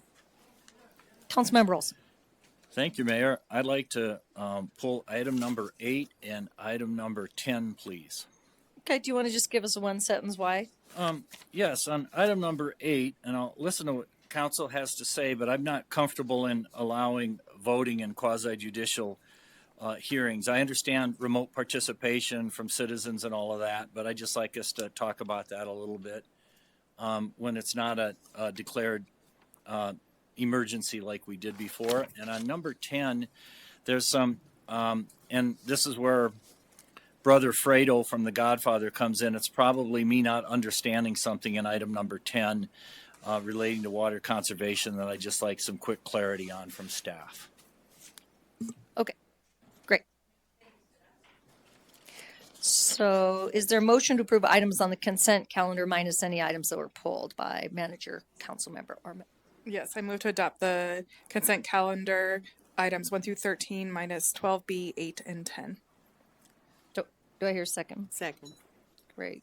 Will the clerk please call the roll? Oh, wait, I have to say, is there further discussion? Seeing none, will the clerk please call the roll? Francis. Yes. Gutowski. Yes. Olson. Yes. Peel. Yes. Canonico. Yes. Pinataro. Yes. Arndt. Yes. That measure passes, consent calendar minus the identified items passes 7-0. Do council members have any other comments on consent calendar? That's when you want them now? Just on the number 7, you said you had a comment on? We'll get to the pulled items. This is the awkward. Oh, thank you. It feels like it's Thank out you. of order, but Thank you. Yeah, you had briefed me on that, and I still dropped the ball. So it's item number 7, and it's first reading, so that's why I didn't pull it. But there's a point in the thing where it says because the county uses 3.9% inflation because they use the Colorado Construction Index, and we're using a 7.1 based on the Construction Cost Index of Denver, which I think is much more accurate than the counties. And then there's a sentence that says, maybe we'll further investigate, which I'm not against further investigating. I just want staff to know my 1/7 is I'm not for coordinating with the county, investigating the suitability and adopting the county's methodology, because no human being I know thinks that the construction inflation in the last year, and I read it before they go, it's not based on 1 year, 3.9% is the inflation. The reason that's flawed is because the county bases it on the Colorado Construction Cost Index, which is over 8 quarters, if my math is correct, is over 2 years. That's not a good way to do it when you had such a rapid uptick in inflation in a 1 year period. The point being that I like the way the city calculates inflation. It's not my numbers. In fact, I don't want more money for expanded road construction, but I want us to use the right numbers. I'm very consistent, and I like the city's approach to it, and I hope that we don't end up adopting the county's methodology, which I think is incredibly flawed. So that's on first reading. I'm supporting it. We're going along with the county's 3.9, but I hope we don't end up just adopting their methodology, and I hope we equally work with them to see the error of their ways and doing it over a 2 year period, especially in times of such high inflation. I don't think we get an adequate number. So sometimes we just have to have our say. Okay. Thank you. Any other council members have any comments on consent? I would just like to say that thank you so much publicly to all the people who applied for and were appointed, whether they were appointed or not, to the boards and commissions. And also to say that's absolutely part of our public process. So something like the land development code goes through the boards and commissions at least once, probably more than that. And that is a very important part of our public outreach. I remember when I was on the Disability Commission, and they brought by the plans for the new Whitewater Park, and we said, oh, well, where is the pullout for a wheelchair? And they said, oh, we didn't put one in. And we said, oh, that's why you bring it by all the boards and commissions, to get the viewpoints of those specialized boards and commissions from their viewpoint. So now we have a nice wheelchair pullout. We also have one of the first handicapped accessible whitewater parks in Colorado. And I think that those boards and commissions, I don't want to understate the importance and the amount of attention, time, and detail people put into reading those packets and giving feedback amongst each other back to the departments, and then when they so choose to council. So I'm very appreciative of that. Mayor, can you tell your Parks and Rec story? Yeah, well, I'm still mad about it. I applied to be on the board when I was 23, and one council member Olson interviewed me, and I was not appointed. So ever since then, it's look at him. I don't remember it, but I loved hearing the story when she told me. So I tell people, if you don't get on one of the parks or the boards, then one day you have to be mayor. So that's what happens. Anyway, any further comments on the consent? No. Okay. There are no staff reports on tonight's agenda, correct? Okay. Council members have any reports? Good. I just wanted to draw attention to a memo that was in our packet. And I believe there was a Coloradoan story about it as well. But the disposable bag ordinance, I just want to read this quote. The disposable bag ordinance reduced carryout bags from grocers by around 85% since taking effect in May. This is a significant success that occurred faster than anticipated due to rapid community behavior change and successful ordinance rollout. So awesome job to our community. Awesome job to the city. Super proud. Thanks. Councilmember Peel. Just a couple items. I was honored to attend the police and the PFA graduations this week, and that's it was a little bit of an eye opener because I know the sacrifices that the firefighters and the police make for our community, but just watching their families with them, their families make a big sacrifice for our community as well. I also attended the Natural Areas Celebration, and that was also very eye opening because I know that this has been an organization that has made a huge difference in our community. But just seeing all the people there that went before us and really shaped our natural areas policy, that was, that was inspiring as well. And I need to recognize Councilmember Olson for his award that he got for that. My listening session was pretty well attended this past Saturday, and I just wanted to thank all the people that came out to talk about the land use code. I also want to thank them for being civil and listening and just having some honest dialogue. And then I just wanted to, Adam Eggleston already said this, but it is Colorado Gives Day. I'm looking at the thing. You still have 4 hours and 14 minutes and 17 seconds left to give. And right now in Colorado, they've raised close to $46 million. So. Anyone else? I do. Good. Oh, my mic's already on. Boy, there was a lot going on the last couple of weeks, and I would share with Shirley's comment my privilege of attending the two graduations for Poudre Fire Authority and also for our police services. Both of them done beautifully.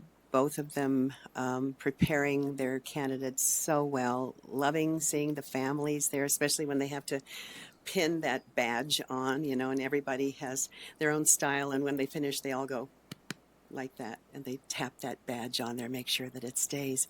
But the speeches also, they select, each class selects one person to speak for the class, and it was a tearjerker. I'll tell you, it's so poignant. We're going to be well protected. We already are, but continue to be well protected with these fine candidates who are now graduates of both the police and the fire authority. So that was a lot of fun.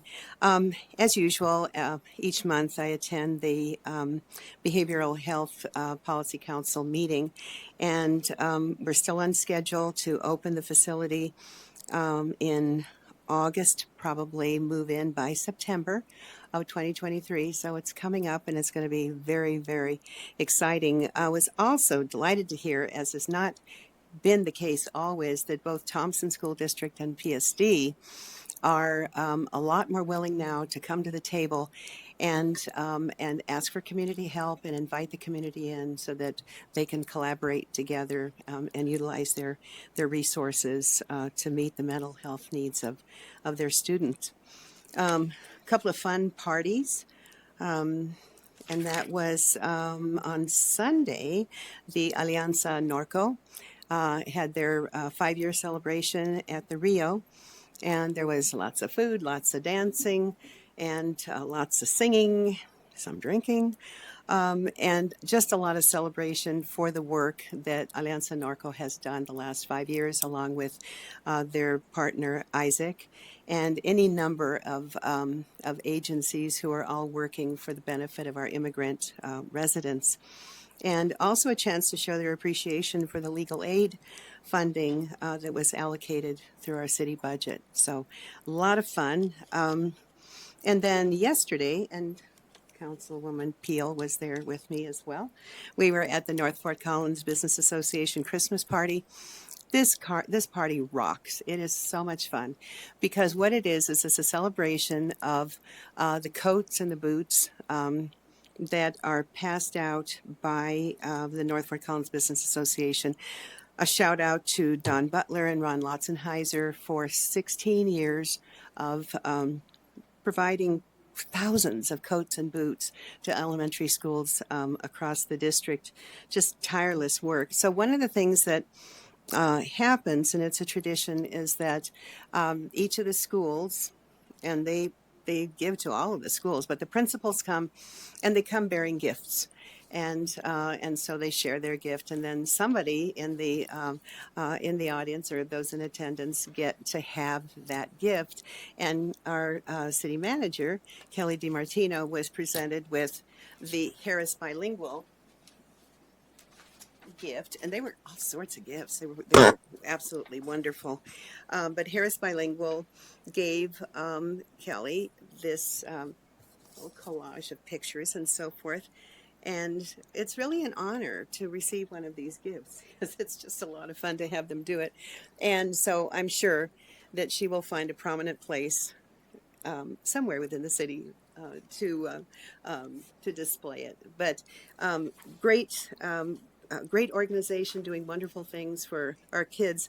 The one takeaway, and then I'll stop, but the one takeaway that I thought was very, very, very, well, again, poignant, when the kids, they get these coats and boots and they say, these are mine, I can have these. But then they wear them out on the playground and everybody has nice coats and boots and nobody knows what the other's economic status is. And they call it the great equalizer. And it was a wonderful message, and it was a lot of fun to attend. So thanks for letting me share. Okay, great. Any further? Councilmember Canonico. Yeah, I was on vacation with my family over Thanksgiving and was in Portugal and was able to take a day away from my vacation to go spend a day with our friendship city, Villanova Famlico, and just to learn from them a lot of what we're working on here and they're working on as well. And that includes active modes plan, circular economy plan. I also got to see some of their small businesses that have graduated from their small business incubator and just really continue this friendship that we've had with the city for 4 years now. And it was a really amazing experience. And just to see Fort Collins interacting in an international way just really made me proud of the work we're doing here and how we are offering our expertise to VNF and how they're informing our policies here as well. So. Great. Anybody else? Okay, seeing none. Now we'll consider the items that have been pulled by Councilmember Olson. That takes us to item 8, I believe. Is there a staff presentation? There's not, but we will do our best to answer questions. Great. Would any members of the public like to speak on this item? Seeing none. Do council members have any questions or comments? Sure. I just brought this up because it was a learning process for all of us. Some of you had been here in COVID before I got here. You'd been elected before when I got on, and so you guys are in the heart of it and all that. Did a great job, by the way. And we had different policies, many of which have stuck, which maybe I was a slow learner, but I support almost all of them, actually, on remote, especially for citizens. And then in appropriate cases for boards to allow more access for a wider group of people. The bridge too far for me, and again, it's not like a fall on the sword moment for me. I can't vote for it for actual votes. I don't think council can do that anymore unless we're in an emergency, and quasi-judicial to me, and I can be corrected when I'm wrong because I'm not going to intentionally say that, but that's what I was told today anyway, that council can't vote remotely when we're not in a declared emergency of some type. And so for the quasi-judicial, I think it's just best. I'm fine with participants and residents and consultants and all of that, but just the board members of a commission being able to vote, it's the one step too far for me. And of course, if people want to change that part, that'd be great. But, I'm not putting any energy into it. It just doesn't work for me. Just that one sliver. And I did get on board with 98% of the other changes of a new way of doing things. Is there any, more comments or questions? Mayor Pro Tem. I'm wondering, because Paul's here, I'm wondering, Paul, could you just provide some clarity on why they requested this? Sure. Thank you, Council Member. So the way that we've brought forward this proposal is basically to mirror as closely as possible some of the remote participation options that were available during the declared emergency. When we went to our commissions, we had 3 of them that weighed in and gave a recommendation on this item. 2 of them did recommend the inclusion of allowing commission members to be able to participate remotely, including taking votes. One of them included a statement that they would encourage their members to attend as much in person as possible. And the third of our commissions that made a recommendation, the Planning and Zoning Commission, they recommended council approve both members of the public and parties in interest being allowed to participate remotely. They didn't have a consensus around commission members. It wasn't that they recommended against it, but they elected to just not make a recommendation on that item. And so there was a varied perspective across the boards with 2 offering support for commission member inclusion.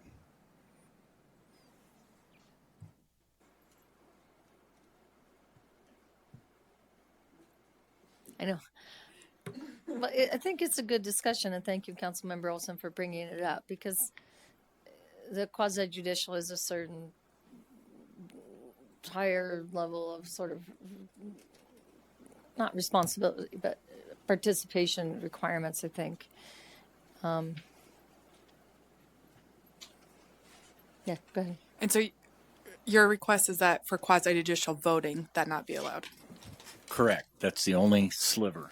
I'm not saying it's insignificant, but it's the only sliver of all of it. I'm open to other people participating, consultants not coming, driving, and different things, and citizens having the same options they now have. All of that. Just the voting thing is just, it's just a little too much. It's a lot too much for me. But thank you. I'm inclined to agree with you, Councilmember Olson, just in terms of, because you can always just be absent if you need to be, if you're traveling or whatever. You can also wait, you can view in. I mean, you can participate, but just I have noticed with my own self personally, if I'm participating remotely on my attention isn't the same, I will say. Even no matter how I try, right? And as long as we'd have a in-person quorum, the meeting could continue. Yeah.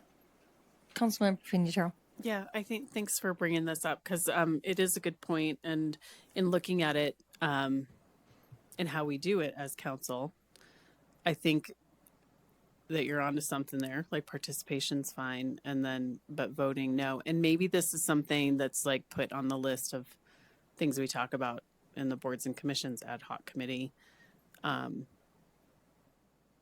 just continuing to explore it.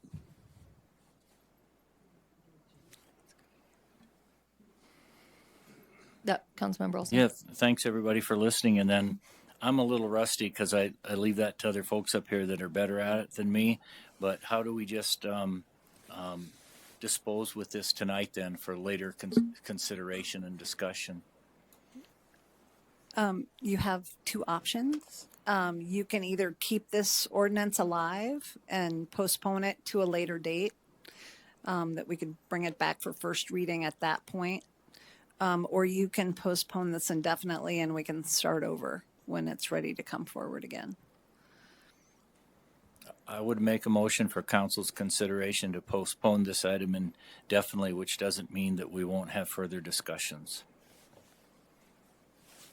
Mayor Pro Tem. Sorry, I have a question. Sure. Well, does someone want to second it first before I ask my question? I'll second. Okay. My question is, so because there's other work in here, is that going to be impacted if we postpone indefinitely? Because I think it's just one piece. So Good save. couldn't we make a motion as it is, and between first and second reading, we remove the remote participation voting. That would work. And I also have gone through and I think I've picked out the key things you would need to change in order to eliminate the voting by commission members. And I could provide that to you, and then first reading would already take out the voting by commission members. Mhm. You could probably just do it by amendment tonight too, but whatever. Councilmember Peel. To clarify, are we going to send it to the ad hoc committee for the boards and commissions for further discussion? Is that what you said? What did you say? No, I was just thinking a continued discussion on it as it evolves, like just Not part of the bigger boards and commissions conversation that you're having. it can. Yeah, I think it can be part of that. Okay. In Yeah, general. it's not banned from it, but Right. maybe if we fix all the other stuff, it won't go to the top of the pile. And I'm not saying it won't get discussed, but I think if I'm hearing the city attorney right, we can pass this on first reading. Thank you, Mayor Pro Tem, for catching that, so that all these other things of staff and consultants and other residents and things can participate. So could we get a little help on mentioning those? Oh, you don't want to do it that way? Well, Okay. I think we have a motion and a second, so we need to vote on Can that I first. withdraw my motion? Yeah. If the seconder is willing to withdraw Okay. it also. So we're starting over. You could also just make a motion to pass it on first as it stands, removing the voting provision. I really do try to be team, so that's fine with me too. Because isn't that what you want? And then we would have it on second, so it would be rewritten. Well, I think without- staff is hearing pretty clear direction. I didn't say unanimity, but where we're heading. So I'm fine with just passing it on first reading as it is. And have you had enough direction with our city manager and city attorney? I messed up again. I think I can make a motion. Okay, go Yeah. ahead. All right. I move to adopt on first reading of ordinance number 143, 2022, amending section 2-73 of the Code of the City of Fort Collins to allow city commissions to conduct quasi-judicial hearings using remote technology, removing the provision of voting remotely during quasi-judicial hearings. I second it. Or do you want to second it, Councilmember Rose? All right, second that. Great. Further discussion? Seeing none, will the clerk please call the roll? Gutowski. Yes. Olson. Yes. Peel. Yes. Canonico. Yes. Pinachero. Yes. Arndt. Yes. Francis. Yes. That passes 7-0. And the next item, item 10.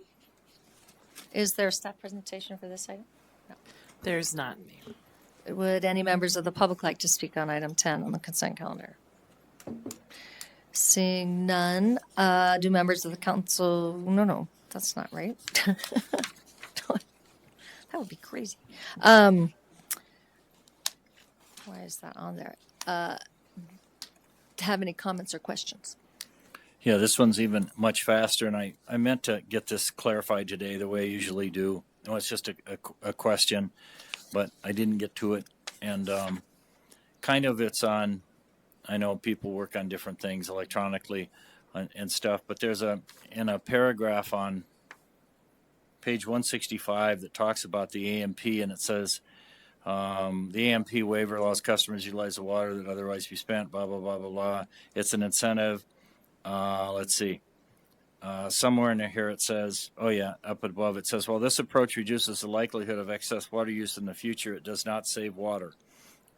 In the paragraph below, it says 10 million gallons of actual annual water savings can be attributed to these AMF projects alone. Then it goes on, and then the next page it says, however, this is more than offset by reduced long-term demand for water.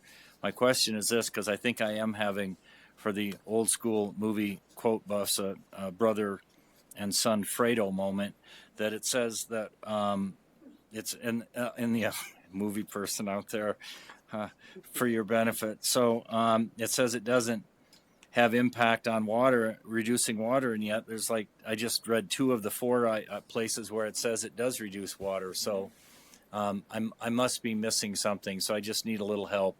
I'm not picking. It's not a gotcha moment. I truthfully, which is it? In 2 different paragraphs, it says 2 different things. I must be misunderstanding something. Nobody's present. So speaking of technology challenges, we would normally have someone who's available online and be able to Can answer I get this, an and answer they can't. between first and second But reading? if we can follow up offline, Okay, that would be I'm good. perfect. Thank That's you. good. Thank you. Okay. So do you want to make a motion to pass it since it's been pulled? Sure, I move to adopt on first reading of ordinance number 145, 2022, amending chapter 26 of the Code of the City of Fort Collins to extend and clarify the water annual allotment management program. Second.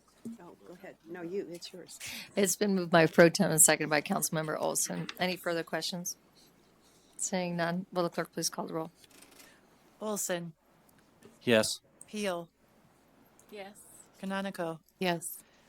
Pinachero. Yes. Arndt, Yes. Francis. Yes. Gutowski. Yes.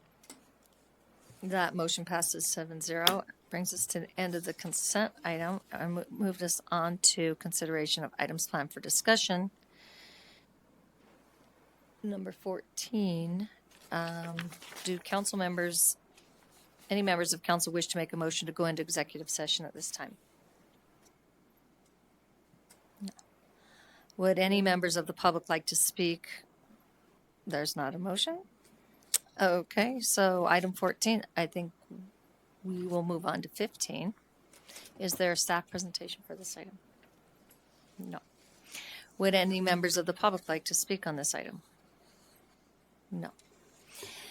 Do council members have any comments or questions on this item? No. Is there a motion? All right, I move to adopt on first reading of ordinance number 146, 2022, amending section 2-596 of the Code of the City of Fort Collins and setting the salary of the city manager. Second. It's been moved by Pro Tem and seconded by Pinataro. Is there further discussion? Seeing none, will the clerk please call the roll? Peel, Yes. Canonico, Yes. Pinachero. Yes. Arndt, Yes. Francis. Yes. Gutowski. Yes. Olson. Yes. That item passes 7-0. Brings us to the next item, which is item 16, staff presentation. No. Members of the public like to speak on this item? No. Is there a motion for, do council members have any questions or comments? Nope. Is there a motion?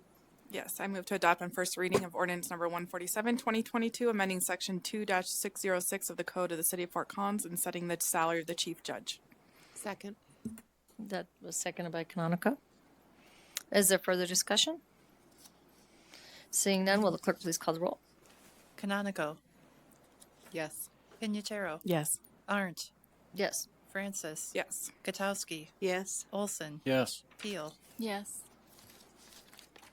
That passes 7-0. There's another motion for this one. Yeah. Is there another motion for the resolution of this item? Yes, I move to adopt resolution 2022-139, authorizing the second addendum to Chief Judge Jill Hauser's employment agreement and appointing her to a new 2-year term. Second. Seconded by Canonico. Further discussion? Seeing none. Clerk, please call the roll. Pinachero. Yes. Arndt, Yes. Francis. Yes. Gutowski. Yes. Olson. Yes.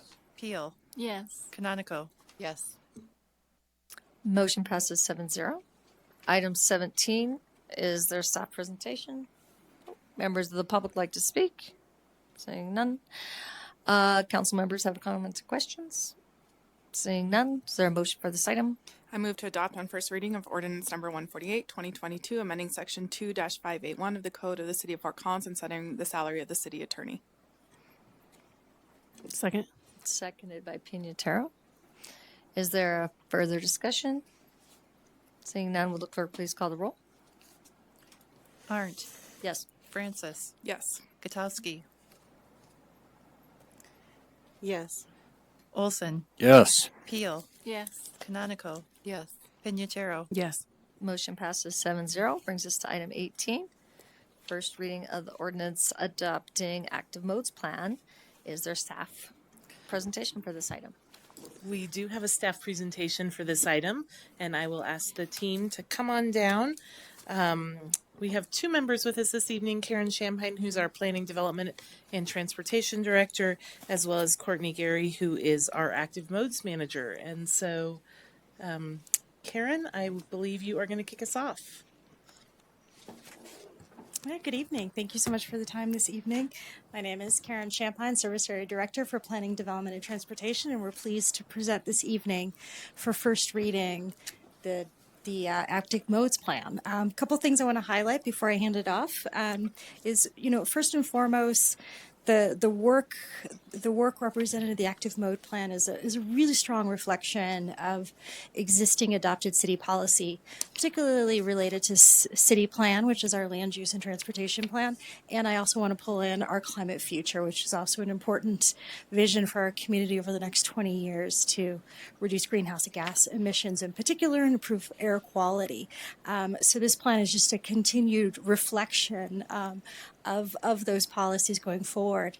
The other thing I want to highlight is that what is active modes? And you'll hear more about that with Courtney's presentation. But the most important thing to highlight here is that with the Active Modes Plan, we've merged our bicycle master plan and our pedestrian master plan, so we can start to think about bicycles and pedestrians in a systemic way, as well as a way that allows for achieving strong, safe outcomes for both pedestrians and bicyclists together in our community. So we're really excited to bring this forward. And I'll hand it off to Courtney Gary, who is our Active Modes Manager, to talk a little bit more about the draft plan. Thank you for the introduction. Thank you, Council, for the opportunity to present the Active Modes Plan. I'm Courtney Geary, the Active Modes Manager for the city. I'm excited to share the feedback that we've received from you, how we've incorporated that into the plan from our October 25th work session. Courtney, I'm sorry to interrupt. Can I ask you to pull your mic just a little closer, please? Absolutely. Thank you. So the Active Modes Plan is well aligned with Fort Collins' overarching strategic plans and initiatives, including the strategic plan, the outcome areas for transportation and mobility, specifically improving safety and achieving no fatalities and serious injuries, and investing in equitable access to and expansion of all sustainable modes of travel, as well as City Council priorities related to 15-minute communities and improving air quality, and City Plan's transportation and mobility outcomes related to supporting walking and bicycling, and including several policies under environmental health and neighborhoods livability and social health. To give you an overview of what I'll cover tonight, I'll share some background on the Active Modes Plan, how we're envisioning the future, recommendations, and key changes we've made to the plan based on council feedback. So to start with the background, as Karen mentioned, the Active Modes Plan is updating and consolidating the 2011 pedestrian plan and the 2014 bicycle plan, as well as incorporating micromobility options such as skateboards and scooters. The major purpose of the plan is to identify opportunities to improve and expand the city's existing active modes network, support facilities, policies, and programs. The process for the plan started back in September of last year with visioning workshops and visioning input from the community through a survey. We looked at the existing conditions of the city, developed a prioritization framework and recommendations, formulated an implementation strategy, and shared a draft of the plan with the public and with council for review to result in the plan that we have to share with you today. We've done broad community engagement, and the feedback that we've received has informed every aspect of the plan. We've intentionally elevated the voices of historically underrepresented groups through strategies where we go out and meet community members where they are. We've held focus groups at middle schools. We've contracted with community connectors to help survey residents in mobile home communities. We estimate that we've engaged 3,500 people throughout the process. Now to share how we're envisioning the future based on that feedback that we received from the community. The vision is that active transportation is an integral part of daily life and the local cultural experience. That Fort Collins is a place where walking, bicycling, and using other active modes are safe, accessible, convenient, joyful, and desired by people of all ages and abilities. The key goals of the plan are to achieve 50% active mode share of all trips taken by residents by 2032 and to eliminate active mode fatalities and serious injuries by 2032 in support of the city's broader Vision Zero goals. These vision and goals are backed by more specific big moves and next moves that envision how we want to be as a community in the future and the tactical steps needed to get there in the next moves. Now to share an overview of the recommendations. These include policy and program recommendations. They're in these 5 areas. The bullets underneath these are not exhaustive, but intended to give you a sense of each category of recommendations, which include prioritizing active modes in the way that we allocate funding, updating our land use policies to support active modes, aligning our standards, such as the Larimer County Urban Area Street Standards with active mode goals, expanding and creating programs that support active modes, such as our Safe Routes to School program, and engaging communities authentically around active modes, continuing the work and the relationships that we establish through the plan as we continue to implement these projects. The other component of the recommendations is infrastructure recommendations. These include spot treatments, which are high priority crossing locations, primarily at intersections, as well as linear bicycle network improvements, such as bike lanes. The Active Modes Plan doesn't supersede the pedestrian needs assessment, which is a tool that we will continue to use to prioritize areas where we make improvements to sidewalks and ADA upgrades, as well as the paved recreational trail plan, which recommends future paved trails. The Active Modes Plan does look at how the street network intersects with and connects to our paved trail system. These infrastructure recommendations are broken out into 3 phases based on their priority and readiness. The first phase of projects is focused on strengthening the core network as well as improving strategic crossing locations citywide. Then the cost estimate for this phase of projects is $30.4 million. The next phase, the medium priority and readiness projects, expands the core network to a larger geography of the city and includes more complex projects with a cost estimate of $57.1 million.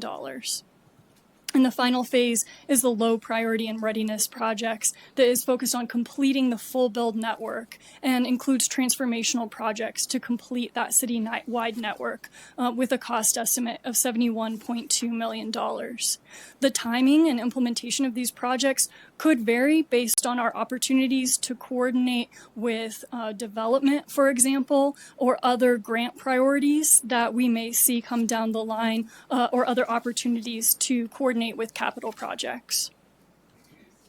Now to share the key changes that we've made based on the feedback that we received from Council at the October 25th work session. In Chapter 4, which includes the big moves and next moves, we elaborated on the need to expand and improve short-term and long-term bicycle and micromobility parking. Also in Chapter 5, on policy and program recommendations, we emphasize support for amending the development code to increase bicycle and micromobility parking. We addressed the need for public education with new or innovative infrastructure in response to the discussion around the Pitkin Street advisory bike lanes. We added reference to guidelines for accommodating micromobility in design and right-of-way use to improve safety of micromobility users in response to concerns we heard about safety. We elaborated on fun and creative programs and strategies to encourage people to try using active modes. And we emphasized the importance of making sure that it's easy and pleasant experience once they get out there and actually try using active modes based on the design of the system. Finally, in Chapter 7, Implementing the Vision, we clarified that the high priority readiness phase of infrastructure recommendations focuses on strengthening the core network. Previously, this phase referred to the downtown and urban core network, and really the geography of those recommendations is larger than just the downtown area, while still improving strategic crossing locations citywide. And with that, I'm happy to answer any questions council members have. Thank you. Would any members of the public like to speak on this item? Nope, seeing none. Do council members have any comments or questions?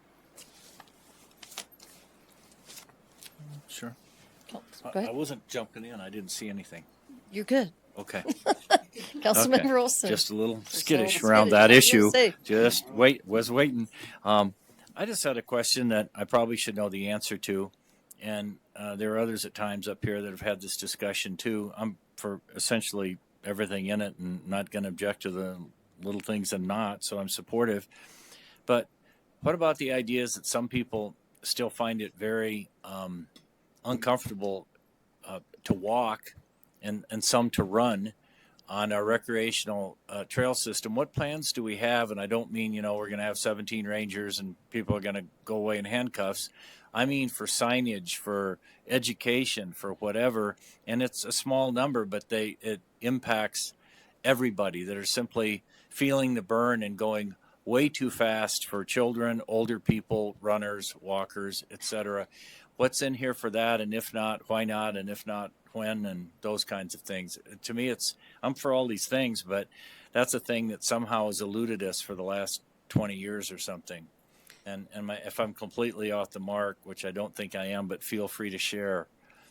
I think that's a great comment, and I think that's captured in how we speak about education and programming and the next moves in that area of engaging the community authentically, building support for active modes of transportation, and a sense of courtesy and cooperation in how we use our system, including the trail network. I think that's an area that could be explored even further, that we can partner with the park planning and development on through the paved recreational trail update and looking at the current widths of our trails. Are they accommodating all of the users, and how can we make sure that everyone can share the trail safely and courteously?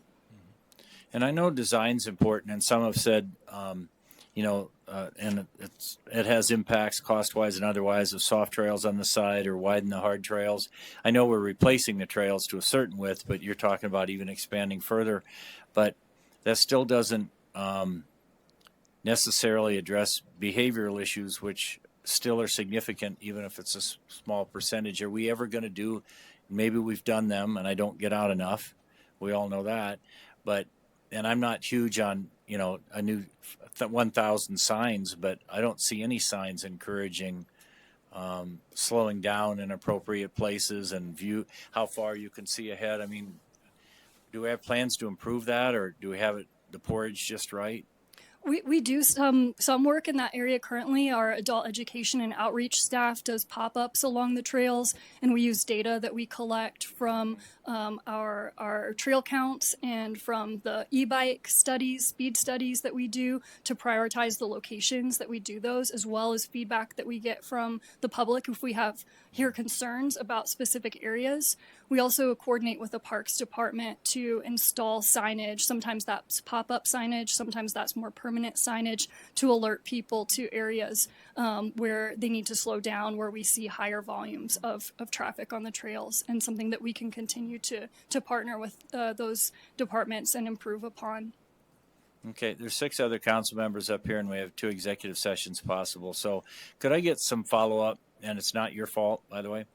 I'm still not clear what are how many signs, not pop-up signs, we actually have encouraging speeds of a certain speed or encouraging people to respect other people on the trail. And I'm primarily referring to bicyclists, and I'm not referring to 94% of them.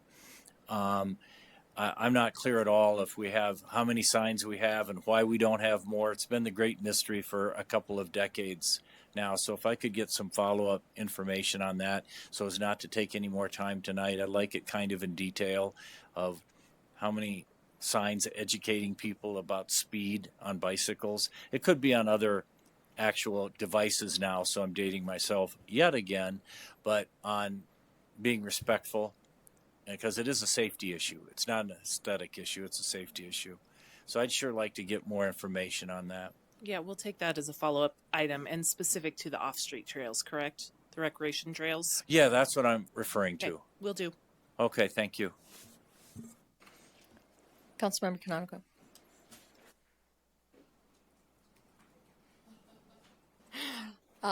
Thank you for that great presentation and for all this amazing work. I'm really excited to see this come forward. I think we talked about, along with what Councilmember Olson was saying, like bell usage. And so I'm wondering if that plays into what you're talking about too, with education and signage potentially. Absolutely, that's part of our education program, adult education and outreach, and then something we instill from an early age through the Safe Routes to School program to ring your bell and to say that you're passing on the left. Make sure that you have a safe place to do that before you try to pass. Great, thanks. That was my only question. Councilmember Pinito. Yeah, thank you. Thanks very much. I'm really appreciative seeing the Vision Zero stuff come forward. I know we were involved in another program that was statewide, but that wasn't quite as intense as Vision Zero, so I really appreciate it. And then,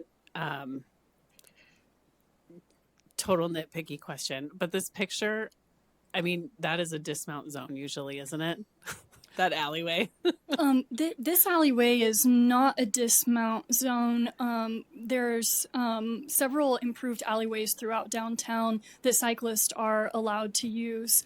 There are dismount zones through Linden Square and then coming into Oak Street Plaza in downtown, several in CSU, but this alleyway and other improved alleyways, downtown cyclists are allowed to ride through. Okay. I mean, I'm not going to make a big deal of it, but I was like, oh, I didn't know you could ride your bike down there because I walk down that alley all the time.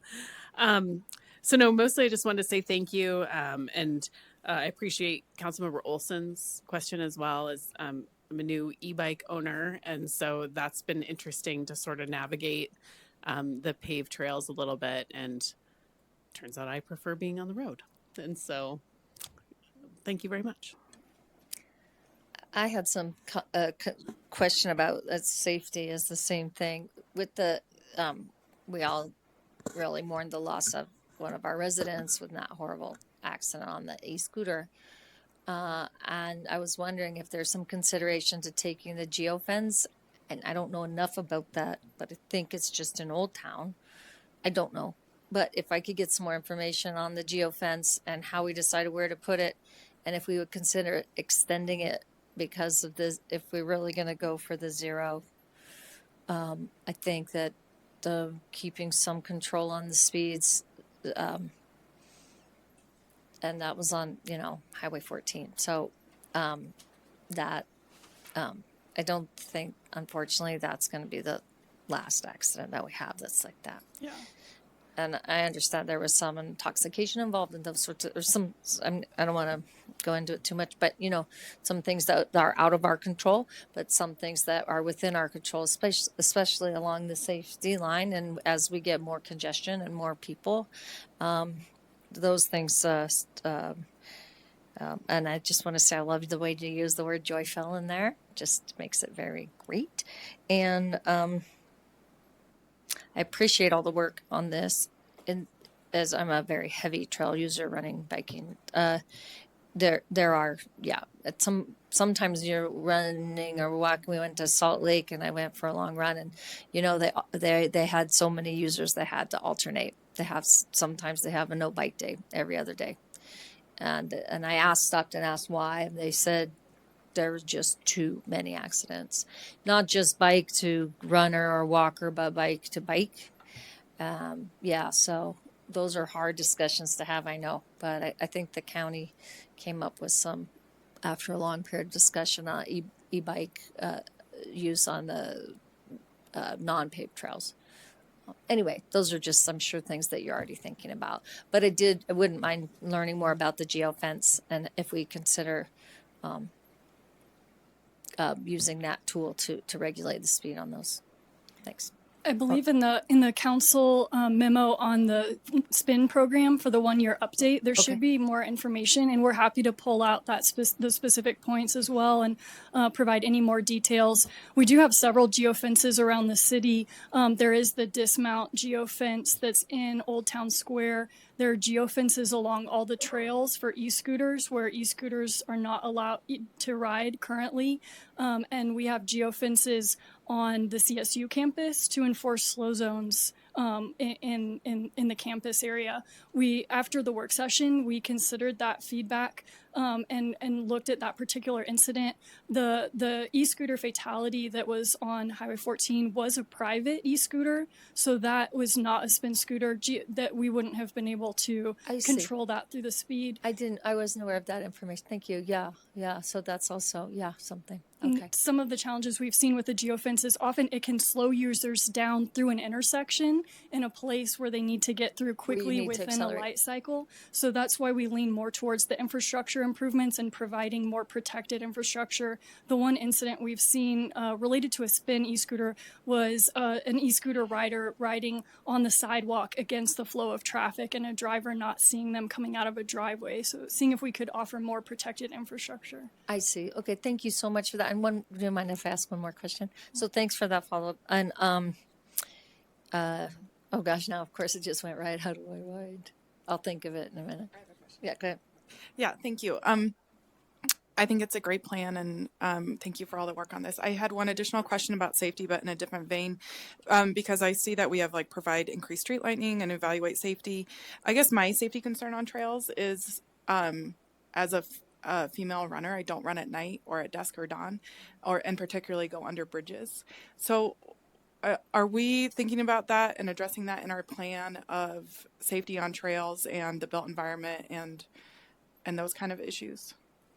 We do have the recommendation related to improving street lighting on priority bicycle and pedestrian areas, making sure that that's compliant with our dark sky initiative. For the trails specifically, I think that's another area we should explore through the paved recreational trail master plan coming up next year. We received a lot of great feedback from the public about different concerns related to the trails, even though that hasn't been the focus of this plan, that I think will give that plan a good running start. Okay, great. So it's a different plan. Okay, great. Thank you. I thought of my question.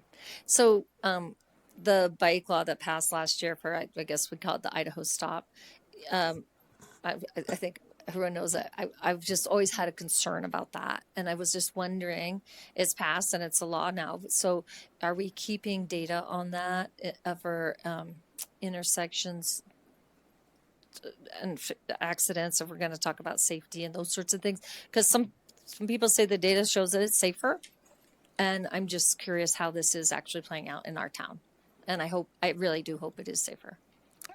Absolutely. We have, it's either monthly or bi-weekly coordination meetings between Rachel Rulin, who's our transportation planner, who's leading the Vision Zero Action Plan, and police and traffic operations, looking at all the fatal and serious injury involved crashes, and are looking as well at any that are related to the Colorado Safety Stop. That's an area we're partnering closely with Colorado State University as well, and they have formed a working group to focus on the data analysis. Thank you so much. Any other questions? Councilmember Gutowski?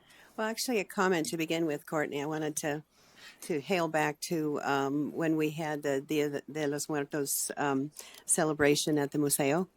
And we got to see FC Moves, I mean, in all of its force, and it was wonderful just to recount that. A lot of we showed them the movie Coco, which was just a fun experience, and I really appreciate you staying, with your family, as did other city people. But the thing that impressed me that night was that the FC Moves folks went out to collect the people who had come by bike, and kind of shepherded them over to where we were and provided that safe travel for them. A lot of the neighborhood people did walk in, but I loved watching you guys herding the cats and bringing them in for the show. And so just a comment, and thank you again, because all of your work was very much appreciated. And I also want to tell you how much I appreciate your continued efforts to include the senior population as you move through this, because it's not always easy. They're not always mobile. But I love the fact that you're very attentive to that and you're just bringing them along. So thank you for that. Just a couple of concerns I share with other people who have mentioned it, and that was I still have people saying, about cyclists, and I've experienced myself, flying through intersections because they can.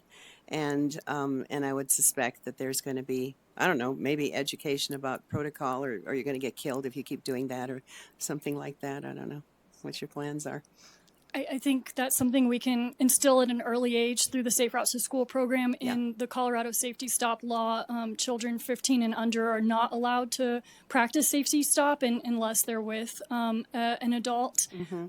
And then through our adult outreach and education, we're continuing to educate about the Colorado Safety Stop law and safe behavior through intersections, another area where we're making sure we're coordinated with CSU. Right.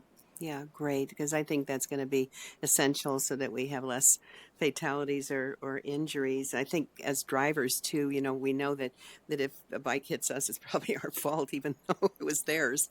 So, there's a lot of concern there. Glad to hear you're doing that.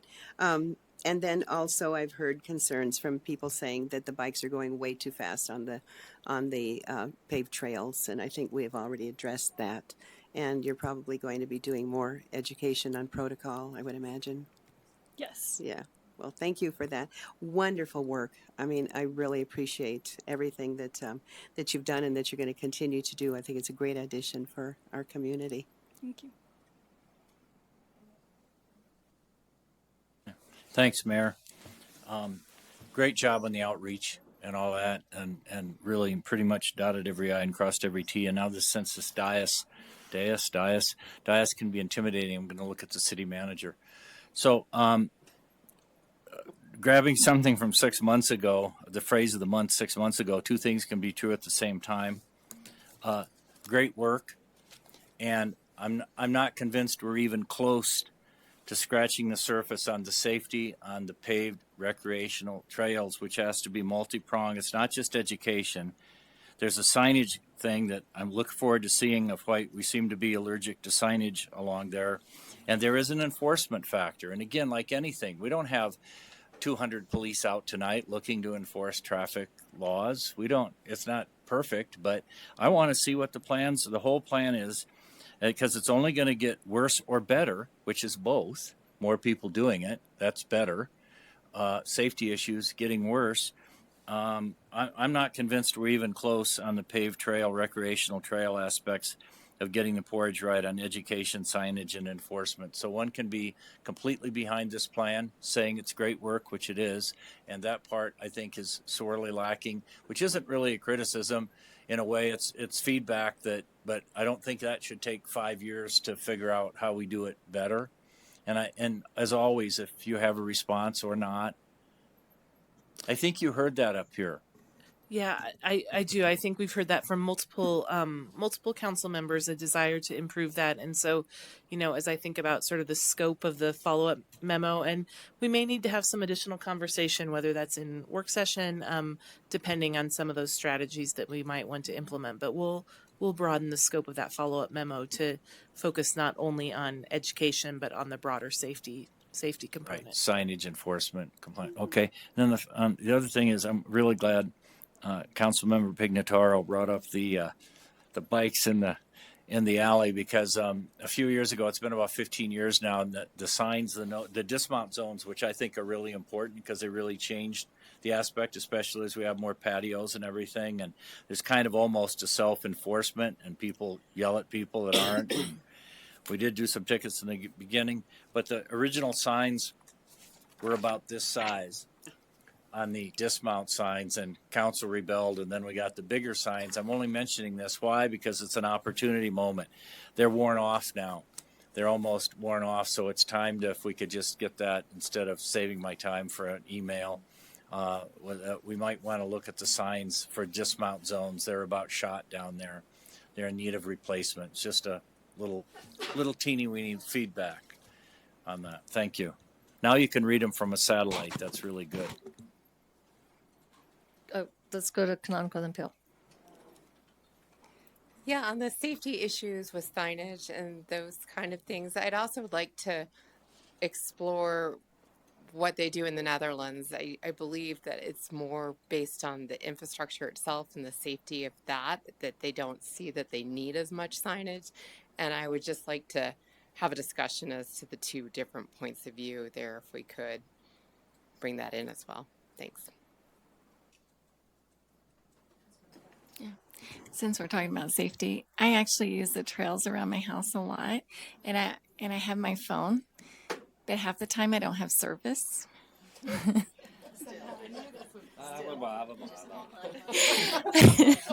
That's a joke. No, but for real, I often wonder, like, because a lot of times I'm the only one out there, and like if something were to happen, I don't know how somebody could get help quickly. So I don't know if we look at call boxes or I don't know. That's been on my mind a lot, actually. But anyway, that's my only thought about that. But I do want to say, very good job. I'm really excited about this plan. Thank you.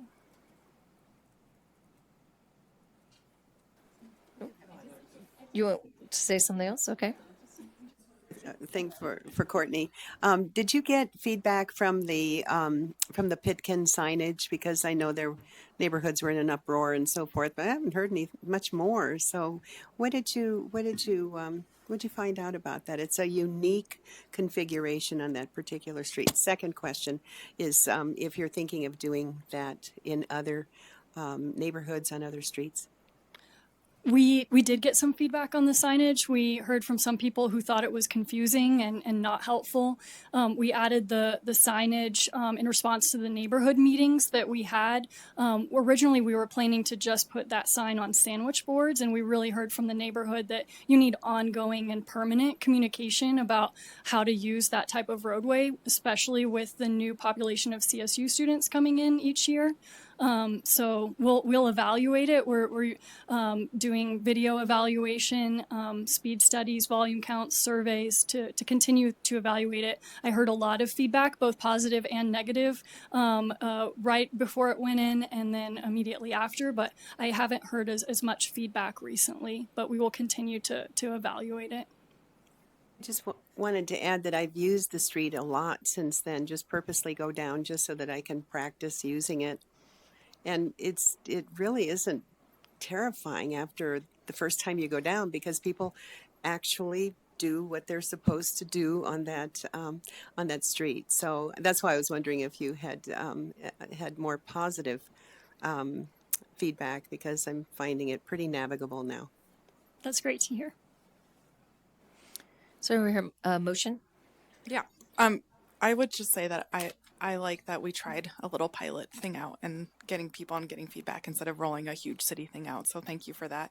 And as I said during the work session, just really hope we start shifting the onus to the cars and not the cyclists, because cyclists are trying not to get killed and cars are the ones that hit them and we have accidents. So just making it more difficult to drive and trying to shift that narrative. So I hope we stick with that, and then I'll make a motion. So I move to adopt on first reading of ordinance number 149, 2022, adopting the active modes plan as a component of city plan.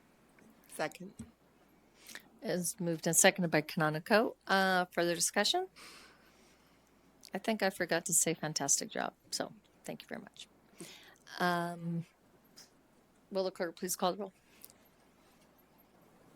Excuse me?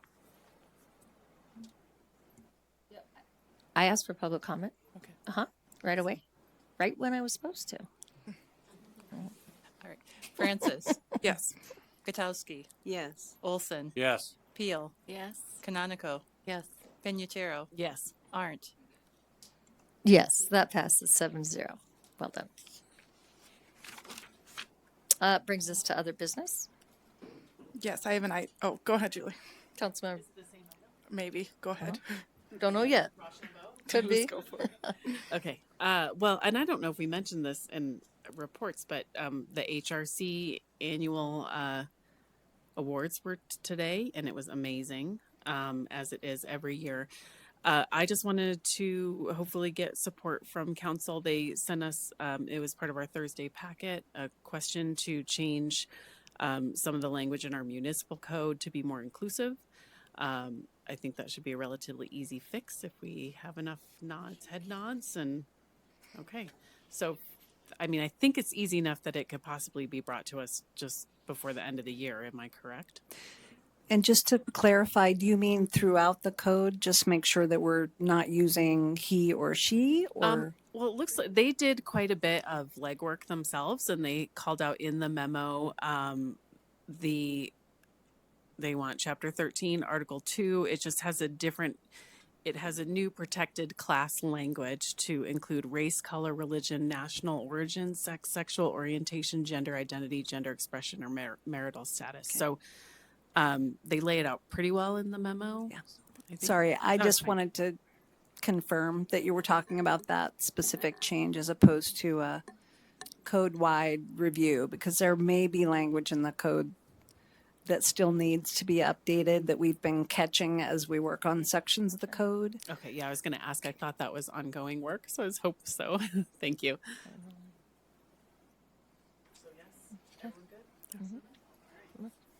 Great. That was the same item, but I have one more item. Okay. I would just like to thank Tim Duran, who's in our audience tonight. He is leaving us to become the chief of police for the city of Loveland. So just a big congratulations, a big loss for Fort Collins, but a big gain for our neighbors. So thank you, Tim. Just wanted to acknowledge you publicly. And we're going to suspend the rules right now. So they're suspended.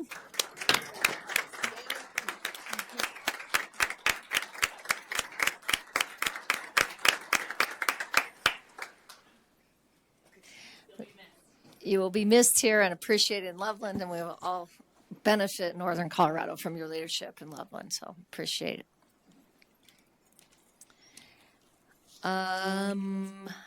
Let's see.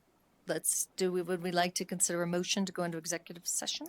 Yes, I move that City Council go into executive session to consider matters pertaining to issues of competition and providing telecommunication facilities and services, including matters subject to negotiation, strategic plan, price, sales, and marketing, development phasing, and any other related matter allowed under Colorado law as permitted under Article Roman numeral 12, Section 7D of the City Charter and Section 2-31A5 of the City Code. Second. Great. Discussion? Seeing none, will the clerk please call the roll? Katowski. Yes. Olson. Yes. Peel. Yes. Canonico. Yes. Penuchero. Yes. Arndt. Yes. Francis. Yes. That motion passes 7-0. We'll now go into executive session, return to open session before considering a motion to go into another executive session. See you on the flip.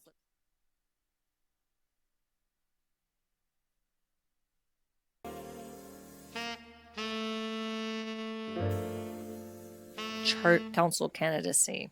I move that City Council go into executive session pursuant to City Charter, Article Roman numeral 2, Section 11.2, City Code Section 231A2, and Colorado Revised Statute Section 246402-4B, for the purpose of discussing with the city's attorney and appropriate management staff the manner in which the particular policies, practices, or regulations of the city related to eligibility to run for or serve on city council may be affected by existing or proposed provisions of federal, state, or local law, and specific legal questions about the related potential for litigation. Second. Okay. Do we have a second? Is there further discussion? I don't have in the script asking for public comment. But it's not in there. Oh, okay. Is there public comment? No. Anybody? I dare you. Come on. Further discussion? No. Clerk, please call the roll. Olson. Yes. Peel. Yes. Canonico. Yes. Penuchero. Yes. Arndt. Yes. Francis. Yes. Katowski. Yes. Motion passes 7-0. We will be going into executive session. We'll be adjourning the meeting at the conclusion of the next executive session.